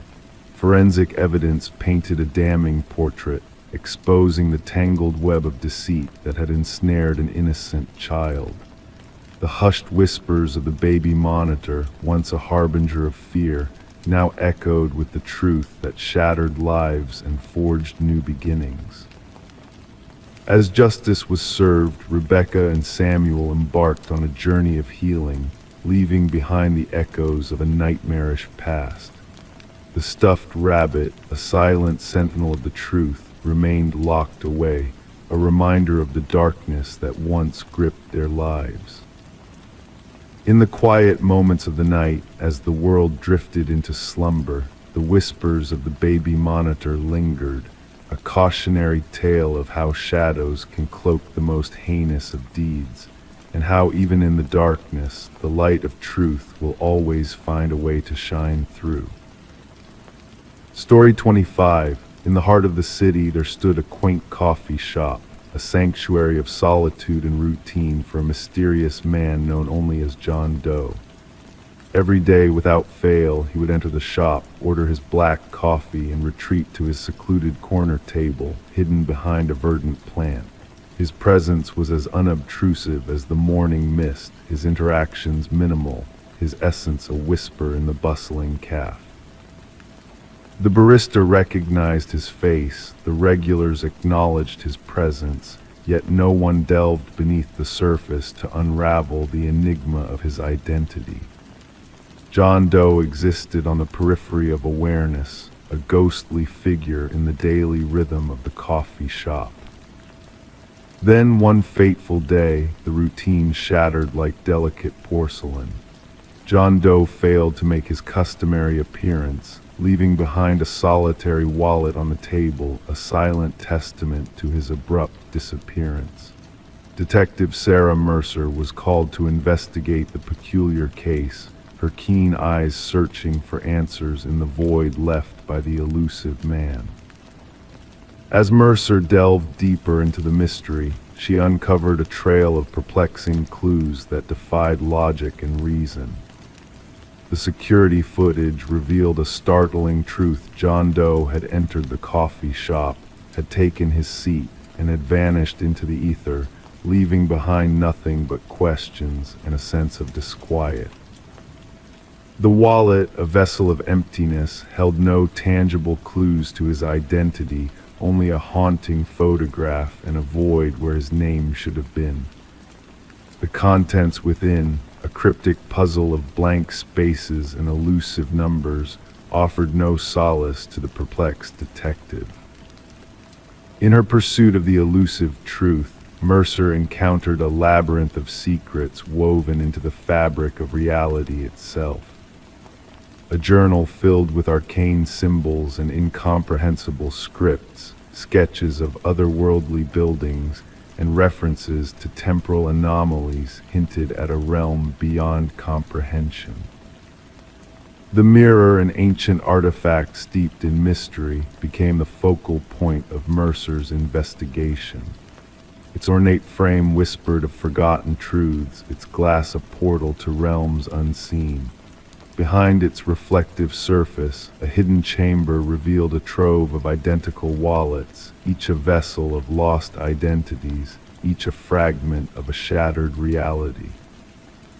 As Mercer grappled with the enigma of John Doe, a former physicist emerged from the shadows of the past, shedding light on the darkness that enveloped the case. Daniel Weston, a brilliant mind lost to the annals of time, had traversed the boundaries of existence in pursuit of forbidden knowledge. The coffee shop, a nexus of converging realities, stood as a testament to Weston's experiments in temporal displacement and identity transference. His disappearance, a ripple in the fabric of space and time, echoed through the corridors of history, leaving behind a legacy of unanswered questions and fractured truths. In the final moments of the investigation, Mercer stood at the threshold of revelation, gazing into the shattered mirror that bridged worlds. There, amidst the shards of glass and echoes of forgotten whispers, she glimpsed the elusive truth, two versions of the same man, existing in parallel, bound by the threads of fate. And as the mirror shattered, as reality fractured and merged, Mercer was left with a single, haunting message, a warning from beyond the veil of existence. The experiment was complete, the window closed, the boundaries sealed. The case of the man who didn't exist remains a mystery shrouded in the mist of time, a tale whispered in the quiet corners of the city. The coffee shop, a silent witness to the unraveling of realities, closed its doors, its secrets buried beneath the rubble of forgotten dreams. Yet in the stillness of the night, a lone figure sits on a porch, pen in hand, writing furiously in a notebook that mirrors the musings of a lost physicist. Detective Mercer, haunted by the echoes of a world beyond, finds solace in the fragments of a shattered mirror, its surface a reflection of the mysteries that lie dormant in the shadows of existence. Story 26. Renovations always unveil peculiar things: old newspapers, shattered trinkets, forgotten photographs. But when the couple pried up the floorboards, they stumbled upon a letter, neatly folded beneath the wood. The paper was fragile, the ink worn, yet the message lingered clearly: "Don't trust the one who knocked." Before they could react, 3 sharp knocks reverberated through the hollow house. The discovery sent shivers down their spines. Sarah and Michael had acquired the Victorian-era home at an estate auction, captivated by its intricate moldings and storied past. Little did they anticipate that their renovation endeavor would unearth something so disquieting. Detective Alina Reed arrived with her partner, the floorboards still upturned, revealing the shadowy void below. Her weathered hands, etched by years of handling evidence, delicately retrieved the note with gloved fingers. The couple had already touched its inevitable contamination. Reed scrutinized their expressions as they recounted the knocking sound. Their fear appeared genuine. Background checks uncovered nothing dubious about Sarah and Michael. Newlyweds, solid credit, steady jobs. However, the house harbored a more intricate history. Formerly owned by the Hargrove family for generations, it had stood empty for 2 years following the passing of the final resident, Margaret Hargrove, an elderly widow who lived in solitude. Neighbors described Margaret as reclusive yet amiable. No known foes, no suspicious circumstances surrounding her demise, natural causes, as per the coroner, yet something felt awry. Forensic analysis dated the note to around 2 decades earlier. The handwriting displayed signs of distress pressure points indicating fear or urgency. Margaret would have been in her 60s then, residing with her husband, Franklin, who had departed 5 years before her. Reed delved deeper into her investigation, sifting through county records and interviewing former acquaintances of the Hargroves. Franklin had been esteemed in the community, a retired teacher with a passion for woodworking. Several of his handcrafted pieces still adorn the house. A former student of Franklin's recollected him as kind yet troubled in his final teaching years. He grew paranoid, the student reminisced, kept talking about someone watching him. We all assumed it was early dementia. The breakthrough emerged during Reed's conversation with Margaret's sister, now residing in a nursing home. Her memory faded in and out, but certain details remained vivid. Margaret feared him toward the end, she whispered. Not Franklin, no, the man who knocked, the collector. Reed leaned in. The collector. Franklin owed money, gambling debts. The man would knock 3 times, always 3 knocks. Margaret wanted to sell the house to settle the debt, but Franklin refused. Reed returned to the house, this time accompanied by a forensic team. They removed more floorboards, methodically scouring the crawl space. The cadaver dogs made the discovery first beneath the foundation, wrapped in plastic. A male skeleton, skull fractured in numerous places. Dental records confirmed it wasn't Franklin Hargrove. Franklin had been cremated, his ashes scattered per his wishes. This was someone else, someone never reported missing. Further excavation unveiled more, a wallet preserved within the plastic. The ID inside belonged to Victor Mercer, known to law enforcement as a loan shark and collector for an illicit gambling ring. He had vanished 2 decades ago without a trace. The case unraveled through forensic evidence and Margaret's diaries unearthed from the attic. Franklin had amassed significant gambling debts. When Mercer came to collect, making threats against Margaret, Franklin snapped. Workshop tools turned into weapons. The crawl space transformed into a tomb. The note evolved into a forewarning. Margaret had aided in the cover-up, not out of malice, but out of fear and loyalty. Her diaries unveiled the anguish she endured afterward. I hear the knocking at times, even when no one's there. 3 knocks, always 3. Franklin claims it's my imagination. After Franklin succumbed to a heart attack, Margaret lived alone in the house, never remarried, never relocated, harboring the secret beneath her feet. Her diary entries spiraled into paranoia. The knocking persists. I dread someone knows. The case concluded officially. The remains of Victor Mercer were returned to his surviving family. Justice, cold and belated, had been served at last. Sarah and Michael sold the house, unable to coexist with its history. It sits vacant, the renovations abandoned. Local whispers suggest that occasionally in the still of night, 3 distinct knocks resound through the vacant corridors. Whether it's the creaking of aged timber or something more sinister remains a mystery.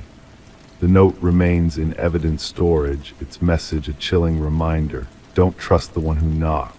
Margaret never specified whether she meant Mercer, Franklin, or perhaps another entirely, someone who had unearthed their secret and wielded it to torment her in her final years. Some enigmas, Detective Reed noted in her final report, are never wholly unraveled, even when we believe we've uncovered the truth. Story 27. The tale begins in a quaint costume shop that was on the verge of closing its doors, offering up its old treasures to anyone willing to take a piece of its history home. Amidst the remnants of forgotten characters and discarded disguises, a woman ventured in and discovered a mask perched on a dusty shelf. Its delicate features held a mysterious allure, yet there was something unsettlingly lifelike about it that gave her pause. The cashier, eyeing the mask warily, hesitated when she placed it on the counter, muttering under his breath, "That's not ours." Confusion clouded her thoughts as she checked for a tag, only to find none in sight. With a nonchalant shrug, she decided to claim the mask as her own and carried it away to her abode. As the night draped its velvety cloak over the world, a soft sound stirred the woman, Catherine Reed, from her slumber. The gentle whisper of fabric shifting beckoned her awake. Her heart quickened as she realized the mask was no longer resting on the dresser where she had left it. Instead, it sat ominously on her nightstand, its gaze fixed upon her with an eerie intensity. Days turned into weeks, and then one fateful morning, Catherine's neighbor stumbled upon a chilling scene. The front door of her home stood ajar, allowing a sliver of morning light to spill into the darkness within. What awaited inside would haunt the investigators for years to come. Catherine's lifeless form lay sprawled on the bedroom floor, the mask nowhere to be found. Detective Morgan arrived at the scene as forensics meticulously documented every detail. The rhythmic click of the shutters provided a haunting accompaniment to the hushed voices of the investigators. "No signs of forced entry," noted one officer, his pen scratching against the notepad. The detective, with a keen eye for the subtlest of clues, observed the room with a sense of quiet intensity. A partially open drawer, a lipstick-stained watered glass on the nightstand, everything appeared ordinary except for the tragic figure that now lay before them. The medical examiner, his expression grave, bent over Catherine's body, seeking answers in the stillness of death. Cause of death unclear at first glance. No visible wounds, no signs of struggle, he remarked, gesturing towards her face frozen in a mask of terror. Leaning in closer, the detective whispered, "Something scared her to death." Catherine was known in her circle as a meticulous art appraiser, renowned for her ability to discern authenticity with a single glance. Her colleagues spoke of her keen eye for detail, her unwavering dedication to her craft. Could it be that this very talent had led her down a path of unforeseen peril? The investigation took a curious turn when security footage from the costume shop revealed a puzzling interaction. The cashier's bewilderment at the sight of the mask was palpable, prompting him to seek the owner's counsel. A conversation ensued, during which the owner vehemently denied any knowledge of the mysterious mask. A visit to the now vacant costume shop shed light on the mask's origins or lack thereof. The owner, his hands trembling with unease, confessed that the mask had materialized during a clearance sale, its origins shrouded in mystery. "It wasn't part of our inventory," he admitted, his voice tinged with apprehension. He spoke of strange occurrences following the acquisition of items from a collector's estate sale, hinting at a dark history tied to the enigmatic mask. A breakthrough emerged when forensic analysis uncovered peculiar fibers embedded in Catherine's fingertips.